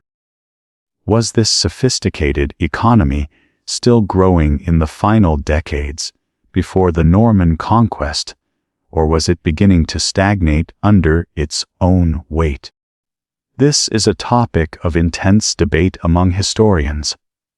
On the one hand, the evidence for a vibrant, growing economy seems overwhelming. The sheer amount of money the kingdom was able to produce is staggering. The day-old payments under Ethelred, while disastrous politically, reveal a nation capable of raising tens of thousands of pounds of silver, millions upon millions of coins, in a very short space of time. This suggests enormous underlying wealth. The steady growth of towns and the increase in the number of mints also point towards a dynamic and commercializing society. However, some economic historians propose a more pessimistic view. They argue that the very efficiency of the Anglo-Saxon state may have become its own worst enemy. The immense tax burden required to pay first the Digil, and then to support Cut's vast North Sea empire, may have been sucking too much capital out of the economy. This constant drain of silver, either as bullion shipped to Scandinavia or as taxes flowing into the king's treasury, might have stifled private investment and created a long-term economic depression. In this hypothesis, the late Anglo-Saxon economy, while outwardly impressive, may have been a system under profound strain, a mighty engine beginning to seize up under the crushing weight of its own fiscal military demands. The truth likely lies somewhere in between. But the debate reminds us that this powerful and wealthy kingdom, whose silver pennies were the envy of the North, may have been facing a quiet, internal crisis. Long before its political leadership was thrown into turmoil by the death of Carnat's heirs. Not the great the Viking who had brought England 2 decades of peace and order died in 1035. The vast North Sea empire he had assembled, a dominion built on his own personal strength and charisma, immediately began to fall apart. His sons Harold Harut and Hacknut, were lesser men who fought over the inheritance, and their short, chaotic, and brutal reigns ended quickly, leaving no direct heirs. The Danish dynasty had burned itself out. The great men of England, the bishops and earls of the Wheaton, tired of foreign rule, looked across the channel to Normandy. There, in exile for nearly 30 years, lived the last surviving son of the disastrous King Æthelred the Unready and his Norman wife Emma. In 1042, this forgotten prince, a man named Edward, was invited back to claim the throne of his ancestors. The ancient house of Wessex was restored, and there was a great hopeful sense that the kingdom had returned to its rightful masters. But the king who returned was in many ways a stranger in his own land. Edward had been a boy when he was forced to flee to Normandy, and he had grown to manhood in the dynamic, ambitious, and thoroughly French-speaking court of the Norman dukes. He was an Anglo-Saxon by blood, but a Norman in culture, language, and sympathy. He was also a man of intense, almost monastic, piety. Where his ancestors had been formidable warriors, Edward was quiet, gentle, and devout. His passions directed not towards the battlefield, but towards the church. The great project of his life would be the construction of a magnificent new abbey in the Roman-esque style at a place called Westminster, just upriver from London.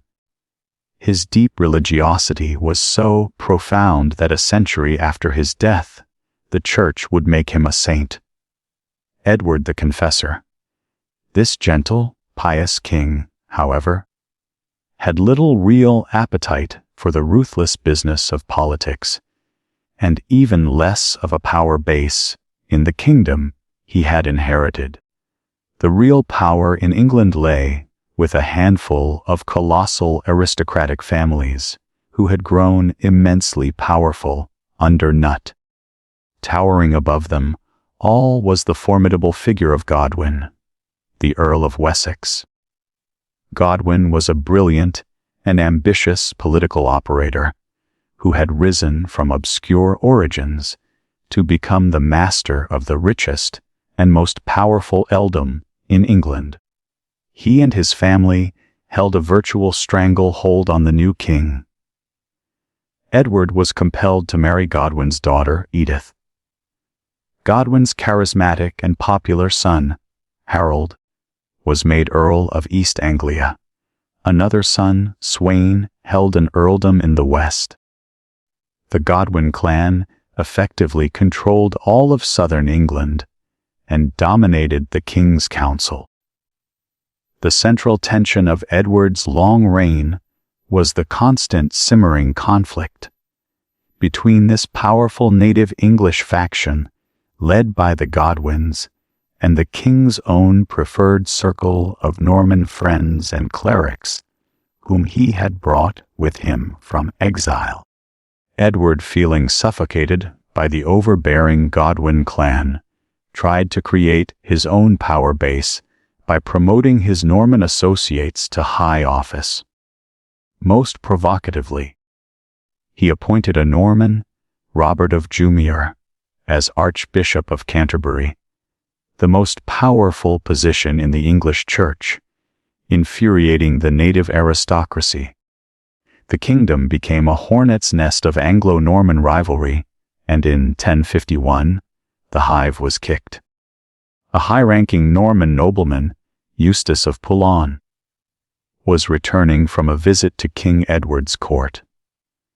As he and his armed retinue passed through the town of Dover, a violent brawl erupted between the arrogant Normans and the local townspeople.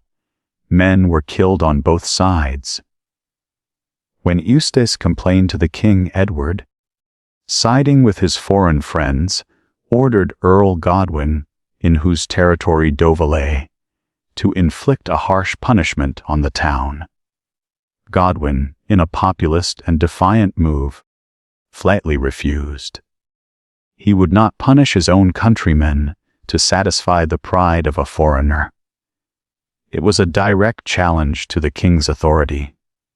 Both sides raised their armies. For a tense moment, England stood on the brink of civil war. But Godwin had overplayed his hand. The other greats of the realm, Leopric of Mercia and Siward of Northumbria, jealous of the Godwin's immense power, sided with the king. Godwin's support crumbled, and he and his sons were forced into a humiliating exile. For 1 year, the Norman faction was triumphant and held complete sway at the English court. And it was during this brief window of opportunity, according to later Norman chroniclers, that a fateful and mysterious event occurred. They claimed that King Edward, grateful for the support of his Norman kin, formerly promised the throne of England upon his death to his cousin from across the sea, William, the formidable and ambitious Duke of Normandy. Did this promise ever actually happen? It is one of the great historical mysteries. No English source ever mentions it. Was it a legally binding offer? Was it a vague, informal expression of thanks? Or was it a complete fabrication? A brilliant piece of propaganda, invented by the Normans after the fact to provide a legal justification for their invasion. The truth is impossible to know. But this alleged promise would become the central cause, the original sin that led directly to the catastrophe of 1066. The Godwins' exile in any case did not last. The following year, 1052, they returned with ships and soldiers sailing up the Thames to London. They were met with a huge outpouring of popular support. The people of England had quickly grown to resent the arrogance of the king's Norman favorites. Edward, a man who hated conflict, was forced to capitulate. Godwin and his sons were restored to all their lands and titles. And this time it was the king's Norman advisors, including Archbishop Robert, who were forced to flee the country in disgrace. The Godwin family was now more powerful than ever. Shortly after this triumph, the older Godwin died, and his position as the most powerful man in England passed to his son, Harold Godwinson. For the last decade of his reign, King Edward increasingly withdrew from the day-to-day business of government, becoming a semi-inclusive figure, dedicating his feeding energies to prayer and overseeing the construction of his magnificent new abbey at Westminster. The government of England was left in the capable hands of his brother-in-law, Harold. And so, as the 1060s wore on, the stage was set for a monumental crisis. The old king was nearing death. He was revered as a saint, but he was also childless. In England, the king's right-hand man, the native-born hero, Harold Godwinson, held all the real power and commanded the loyalty of the English people. But across the Channel, the ruthless and formidable Duke of Normandy, William, believed that he held a sacred, binding promise to the throne. The seeds of conquest, sown by a pious king's divided loyalties, were about to bear the most bitter fruit imaginable. As the year 1065 drew to its close, the long, peaceful, but politically fraught reign of Edward the Confessor was finally ending. In his newly built palace at Westminster, next to the magnificent abbey he had spent a lifetime constructing, the old king lay dying. For decades, the great unanswered question had hovered over the kingdom. Who would succeed the pious but childless king? The seeds of conflict sown through years of factional rivalry and ambiguous promises were about to germinate with terrifying speed. The year of our Lord, Tun 66, had begun. The final act of the drama began at the king's deathbed. According to the English sources, written by men who were there or who knew the court intimately, King Edward, in his last moments of lucidity, finally made his will known. Surrounded by the great figures of the realm, his Queen Edith, the Archbishop of Canterbury, and his powerful brother-in-law, Harold Godwinson, the dying king is said to have reached out his hand and commended his wife and his entire kingdom into Harold's protection. In the Anglo-Saxon world, a king's final deathbed bequest was the most sacred and legitimate designation of a successor. It was his last and truest testament, and it overrode any other claim or promise he might have made in the past. Events then moved with a speed that reveals a carefully prepared plan. King Edward died on the 5th of January. The very next day, his body was laid to rest with great ceremony in his newly consecrated Westminster Abbey. And on that same day, the 6th of January, the Witan, the Great Council of the Kingdom, met and formally acclaimed Harold Godwinson as king. He was crowned and anointed immediately in that very same abbey. This astonishing haste was a calculated political master stroke. Harold and his supporters knew that Duke William of Normandy was nursing a claim to the throne. They intended to present him with a completed fact. By the time the news of Edward's death reached the continent, Harold would already be the crowned and chosen king of the English, acclaimed by its council, and most importantly designated by his predecessor. According to English law and custom, his claim was now watertight. Across the Channel, the news of Harold's coronation was received with cold fury. When the message was brought to Duke William of Normandy, as he was preparing to go hunting, he was said to have been struck silent, pacing back and forth in a rage. In his mind, the English throne was his, promised to him by King Edward years before. But his claim rested on something even more potent. A story of a sacred oath that transformed a political dispute into a matter of holy justice. This is the great mystery at the heart of the Norman claim.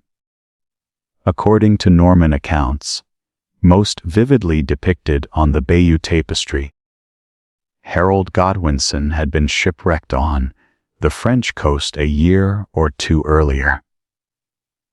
Duke William had secured his release from a local count and hosted him as an honored, if not entirely free, guest in Normandy. There, in a solemn ceremony, Harold had allegedly sworn a sacred oath to William on holy relics, promising to support William's claim to the English throne. Did this oath truly happen, as the Normans described it? English sources are completely silent on the matter. If it did happen, was Harold a free agent or a prisoner, swearing under duress to save his own life? Did he swear the specific oath the Normans claimed, or a more general one of friendship that was later twisted for propaganda? The truth is lost, but the story was a weapon of incalculable power for William. It allowed him to portray Harold not as a legitimate rival, but as a perjurer, an oath-breaker who had damned his immortal soul. With this narrative, William was able to transform his planned invasion from a grubby war of conquest into a righteous crusade. He successfully petitioned the Pope for his blessing and received a papal banner to carry into battle, a symbol that God was on his side. But as Harold Godwinson anxiously watched the southern coast of England, preparing for the inevitable Norman invasion, a new and unexpected threat was gathering in the far north. A third claimant to the throne had emerged, a man whose claim was the flimsiest in legal terms, but was backed by the most fearsome military reputation in all of Europe. This was Harold Sigson, the King of Norway, a giant of a man known to history by the uncompromising nickname Hardrada, the Hard Ruler. Hardrada was a living legend, a real-life hero from the sagas. As a young man, he had fled into exile and become a fabulously wealthy and successful mercenary commander in the elite Vangean Guard of the Byzantine Emperor in Constantinople. He had fought battles in Sicily, Bulgaria, and the Holy Land before returning to Norway with a vast treasure to seize the crown. Now in his old age, he saw the succession crisis in England as the opportunity for one last great adventure. A chance to win the richest kingdom in the north. Hardrada's flimsy claim was given a sharp and deadly edge by the intervention of a fourth key player, Tostig Godwinson, King Harold's own vengeful and embittered brother. Tostig had been the Earl of Northumbria, but his rule had been so tyrannical that his own people had risen up and driven him into exile. King Harold, choosing to support the Northumbrians for the sake of national unity, had confirmed his brother's banishment, earning Tostig's eternal hatred. This bitter and dangerous man, stripped of his power, was now a rogue agent seeking revenge. He first offered his services to Duke William, but found a more enthusiastic and ambitious partner in Harold Hardrada. He sailed to Norway and persuaded the great Viking king that England was ripe for the taking, promising that the people of the north would rise up to support them against the usurper Harold. And so, as the spring of 1066 turned to summer, the trap was set. King Harold of England stood on the south coast with the largest army and fleet ever assembled by an Anglo-Saxon ruler, his eyes fixed on Normandy, awaiting William's invasion. But in the harbors of Normandy, William was slowly gathering his own vast fleet and a multinational army of knights, waiting patiently for a favorable wind. And far to the north in the fords of Norway, Harold Hardrada and the traitor Tostig were preparing their own fleet of long ships ready to descend on the north of England. The kingdom was caught in a deadly pincer. The year of 3 kings was about to ignite into a year of 2 invasions, 3 armies, and a series of cataclysmic battles that would decide the fate of England for 1,000 years. For the entire summer of 1066, King Harold Godwinson and his army held their vigil on the south coast of England. He had gathered the greatest military force the kingdom had ever seen, stationing the southern fyrd along the coast and assembling a huge fleet to patrol the channel. Day after day, they stared out at the empty sea, waiting for the Norman invasion that did not come. Duke William's fleet, assembled and ready, was trapped in the harbors of Normandy by relentless, unfavorable northerly winds. But Harold's great army was a fragile thing. It was a force of farmers who needed to be home to harvest their crops, the lifeblood of the kingdom. As August turned into September, supplies were running dangerously low and morale was beginning to fray. On September 8th, Harold was forced to make the most difficult decision of his reign. He disbanded the militia, sending the farmers home to their harvest, and ordered his fleet into London to be resupplied. The Great Watch on the south coast was over. England was now undefended. At that exact moment of maximum vulnerability, the northern storm finally broke. As if on cue, the same winds that had held William trapped in port had given fair passage to the other great invasion fleet. Harald Hardrada, the giant king of Norway, and the treacherous Tostig Godwinson, swept down from the north with an immense armada of some 300 long ships. They sailed unopposed up the river Humber, and then, the youth striking deep into the heart of Northumbria, the two young northern ears Edwin and more hastily gathered their local forces to meet this terrifying threat. On the 20th of September, just outside the city of York at a place called Fulford Gate, the two armies clashed. The English fought with great courage, but they were no match for the hardened veterans of Hardrada's army. The Norwegian king, a master tactician, crushed the English force in a bloody and decisive battle. The army of the north was annihilated, and the city of York surrendered to the invaders. Harald Hardrada was now the master of northern England. The news of this disaster traveled south with devastating speed. When the message reached King Harold in London, it must have felt like the end of the world. His kingdom was being torn apart. A huge Viking army was occupying his second most important city, and his own great army had been disbanded.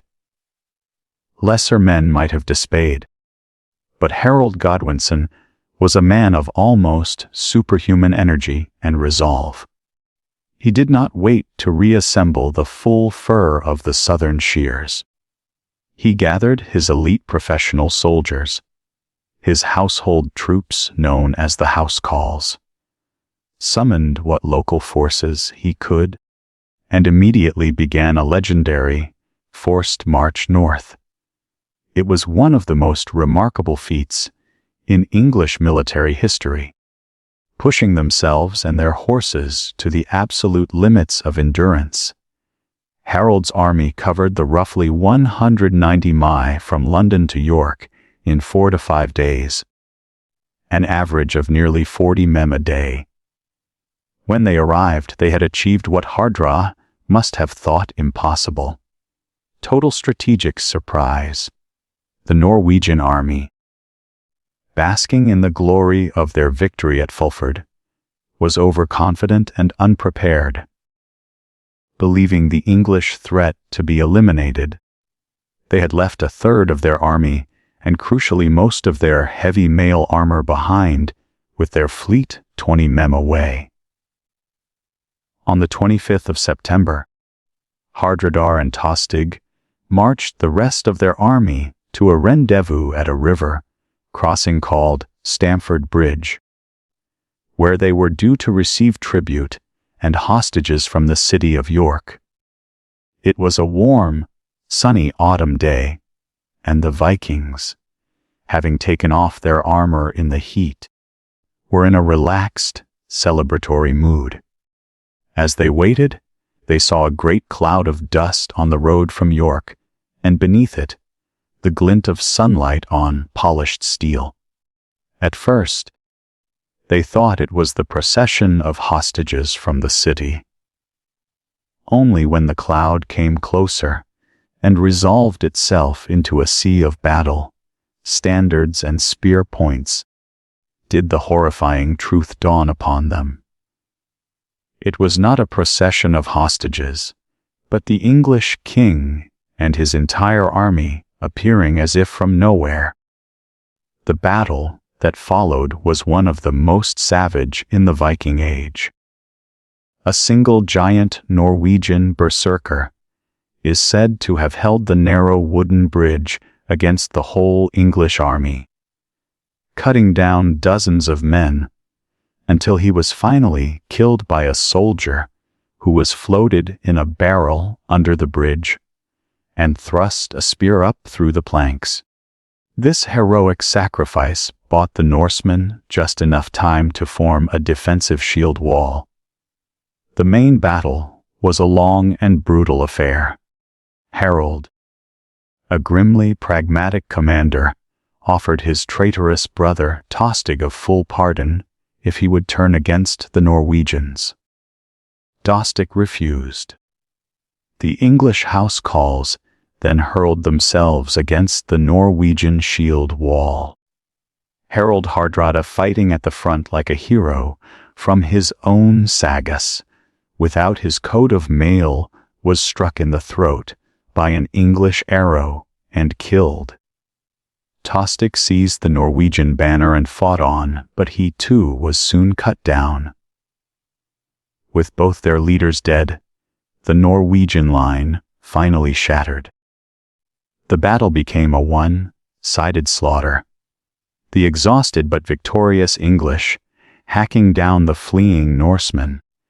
So complete was the destruction of the Norwegian army that of the 300 ships that had brought them to England, a mere 24 were needed to carry the few survivors home.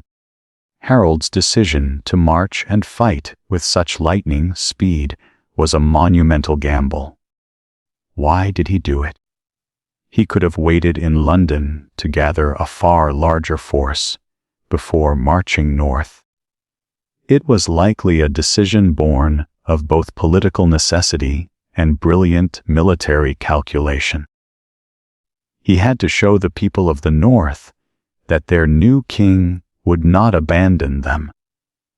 And he must have gambled that his only chance of victory was to strike the overconfident Vikings before they could consolidate their hold. It was a high-risk strategy that had paid off more spectacularly than he could have ever dreamed. In York, Harold Godwinson held a great feast to celebrate his victory. Arguably the greatest victory ever won by an Anglo-Saxon king. He had saved his kingdom. He had destroyed one of the two great invasion forces threatening his crown. But as he sat at the victory banquet, a messenger arrived breathless and exhausted, having ridden day and night from the south coast. The news was catastrophic. While Harold had been marching north, the winds in the Channel had finally turned. Duke William's invasion fleet had sailed. His army had landed unopposed at Pevensey Bay. He was now ravaging the heartland of Harold's own personal estates in Wessex. The celebrations died in an instant. The hero of Stamford Bridge now had to turn his weary, battered army around and march south once more to face an enemy that was fresh, rested, and ready for battle. The triumphant feast in the great hall at York was cut short by the arrival of the breathless messenger from the south. The news was the stuff of nightmares.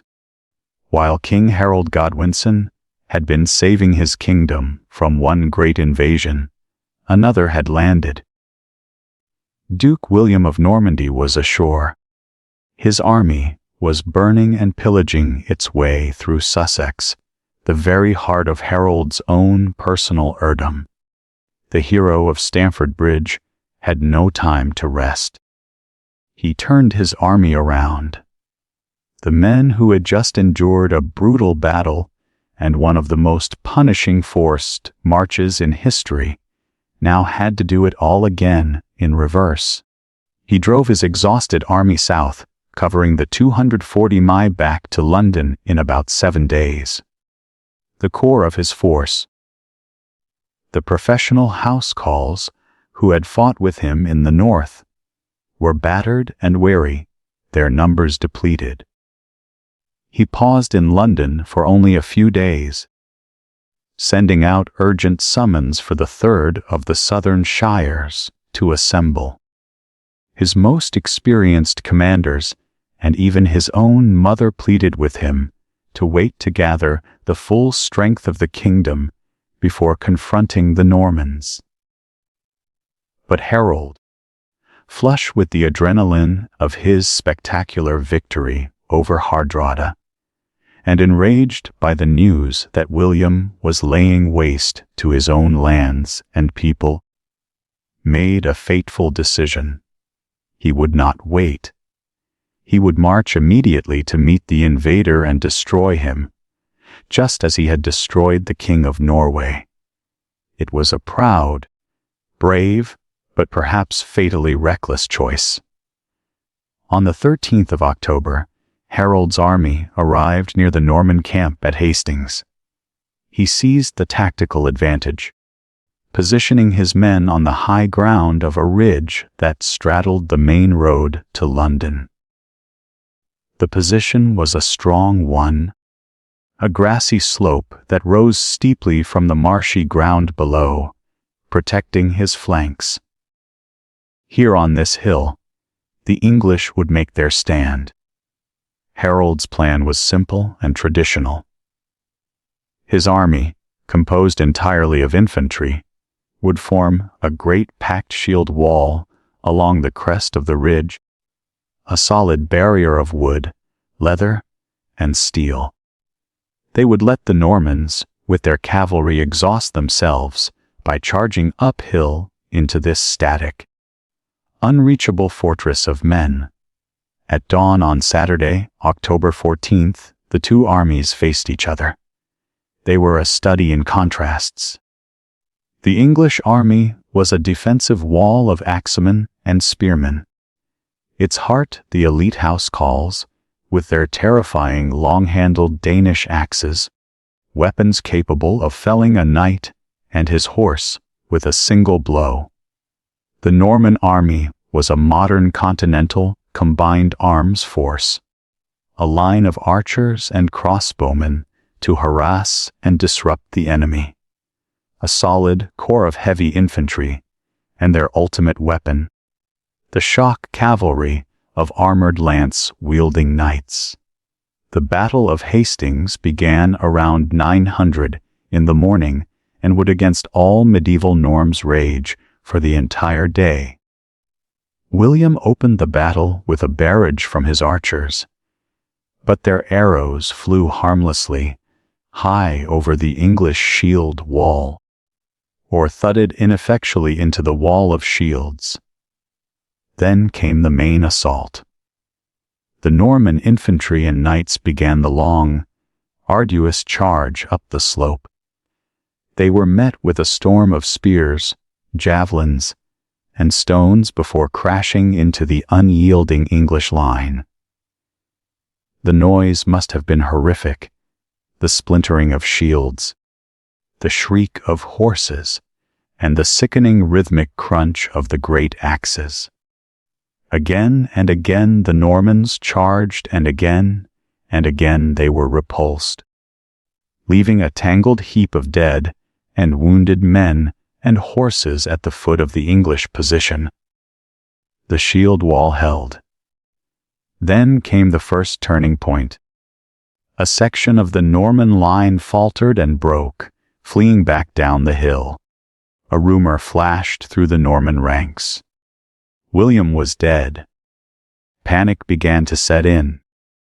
Seeing the enemy running, a group of English ferdmen on the right of their line, against orders, broke their formation and charged down the hill in a chaotic, exultant pursuit. It was a fatal moment of indiscipline. Duke William, seeing the danger, rode among his fleeing troops, tearing off his helmet to show his face and rally them. Then, seeing the pursuing English, now exposed and disorganized on the flat ground, he wheeled his knights and cut them to pieces. William, a brilliant and ruthless tactician, had learned a valuable lesson. The English shield wall was unbreakable by direct assault, but its less disciplined elements could be lured into breaking ranks. He now turned this observation into a deliberate, brutal strategy.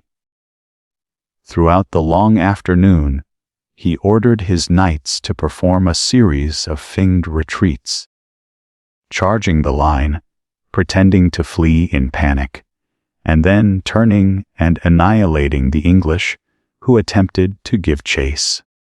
It was a ghastly attritional tactic that slowly began to thin the English numbers. Yet, as dusk began to fall, the core of the English army still held the crest of the hill. Exhausted, bloodied, and surrounded by mounds of their own dead, the House Carl stood firm around the two royal standards, the dragon of Wessex and Harold's personal banner of a fighting man. William, knowing he had to win before nightfall, ordered one last desperate, combined assault. He told his archers to change their aim, to fire not at the shield wall, but high into the air so their arrows would plunge down from above, a deadly rain falling on the heads of the English warriors. It was at this moment that fate or a random shaft of wood and iron intervened. The Bayeux Tapestry, the great visual narrative of the battle, depicts the iconic and tragic scene. As the sky darkens with arrows, a figure stands with the words, "King Harold is killed," above him, clutching at an arrow that has struck him in the eye. The earlier written sources are more ambiguous, with one stating he was hacked down by a group of Norman knights who finally broke through the line. The mystery of his exact death, a chance arrow or a final desperate melee, can never be solved. But the outcome was the same. The king was dead. His two loyal brothers, who had been fighting beside him all day, were also slain. With their king and his brothers gone, the heart of the English defense was ripped out. The great shield wall, which had held for almost 9 hours, finally broke. The surviving house skulls, in a final heroic act of loyalty, refused to flee, fighting to the death around the fallen body of their king. The rest of the battered Fyrd dissolved into the twilight, fleeing into the woods behind the ridge. The battle was over. On the hilltop, amidst the gore and the heaps of the slain, Duke William of Normandy lowered his standard. The last Anglo-Saxon king was dead. A world that had endured for 600 years had been brought to a sudden, violent, and catastrophic end on a single bloody day. Duke William stood victorious on the crest of the hill at Hastings. The ground beneath his feet soaked with the blood of England's king and its finest warriors. The battle was won, but the kingdom was not. In the weeks that followed, William marched on London and the surviving English leaders, their armies shattered and their will to fight broken, submitted to him. On Christmas Day 1066, in the great new abbey at Westminster, built by the very king he had overthrown, William the Conqueror was crowned King of England. The ceremony itself ended in chaos and bloodshed as his nervous Norman guards, mistaking the celebratory shouts of the English for an uprising, set fire to the surrounding houses. It was a brutal and fitting start to the new era. The conquest was not a peaceful transition of power. It was a violent and systematic subjugation of a people. When the north of England, with its proud Anglo-Scandinavian spirit, rose in a series of desperate rebellions, William responded with an act of state terrorism so horrific it was remembered with a shudder for centuries: the harrying of the North. In the winter of 1069, he unleashed his armies across Yorkshire and Durham with a single terrible command to destroy everything. They burned villages and towns to the ground. They systematically slaughtered livestock. They destroyed all the stored grain and farming equipment, ensuring that those who survived the sword would die of famine. The Doomsday Book, a great survey of his kingdom compiled 16 years later, is filled with entry after entry for the North that simply reads waste. It was a genocide that broke the spirit of Northern resistance forever. This was the beginning of what would become known as the Norman yoke. This was not simply a change of king. It was a complete replacement of the nation's ruling class. Over the next 20 years, the entire native Anglo-Saxon aristocracy was systematically eliminated. The greats and those who had governed England for centuries were killed in battle, driven into exile, or stripped of their lands and titles. In their place, William installed his own French-speaking followers, the Norman, Breton, and Flemish barons, who had fought for him at Hastings. The land of England was carved up and handed out as spoils of war. A new language, Norman French, became the language of power, of law, and of polite society. English became the cultural devalued tongue of the conquered peasants.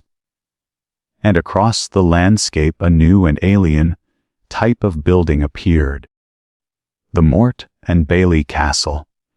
These were not the defensive burhs of Alfred built to protect the kingdom. These were instruments of occupation, raw symbols of the new order, their timber towers looming over the resentful English villages. They were built to intimidate. The world of the Anglo-Saxons was over. And yet, it was not. A kingdom can be conquered, its leaders killed, its lands confiscated.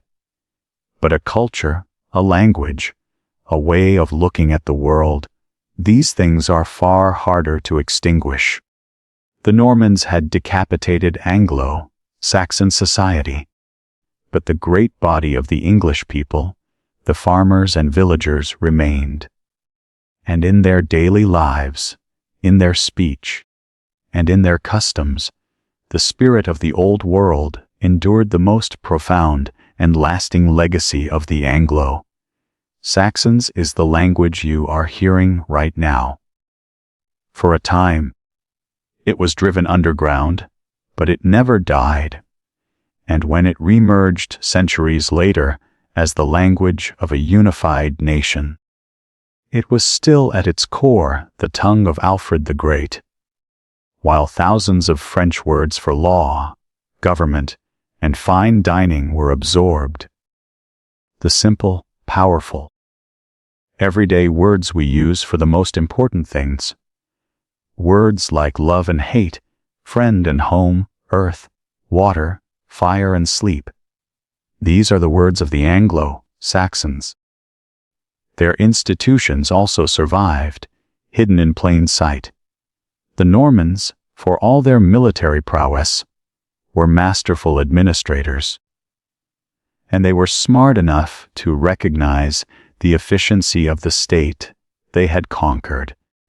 They adopted and adapted the Anglo-Saxon system of shears and sheriffs of taxation and the royal writ. The very idea of English common law, with its deep roots in the judgment of the local community, is an inheritance from the public justice of the Anglo-Saxons. Saxon hundred, and Shia courts. The landscape of England is still a map of their world. The boundaries of ancient parishes and the winding lanes between villages often follow paths first laid down 1,000 years ago, and their language is fossilized in the names of the places we live. Any town ending in her tells of an old Anglo-Saxon homestead. A tun was a farmstead or enclosure. A barry was a fortress. The entire country is a palimpsest with the script of the Anglo-Saxons still visible beneath all that has been written since. The Anglo-Saxon world is gone. Its kings and queens, its saints and scholars, its poets and its warriors now sleep in the quiet earth. Their great halls have crumbled to dust, and their heroic songs have faded into the silence of the library. But they are not truly gone. They are the invisible architects of the world that followed. Their legacy is in the fundamental structure of our language, in the ancient roots of our laws, and in the names on the land. Their long and turbulent story from the first ships that beat in the ruins of Roman Britain to the final desperate stand on a bloody hill in Sussex is the foundational story of the English-speaking peoples. It is a tale of migration and settlement, of art and faith, of brutal warfare and the slow, patient building of a nation. Now their story is told. The echoes of the Scots harp and the clash of the shield wall fade. The long day is done. The time for rest has come.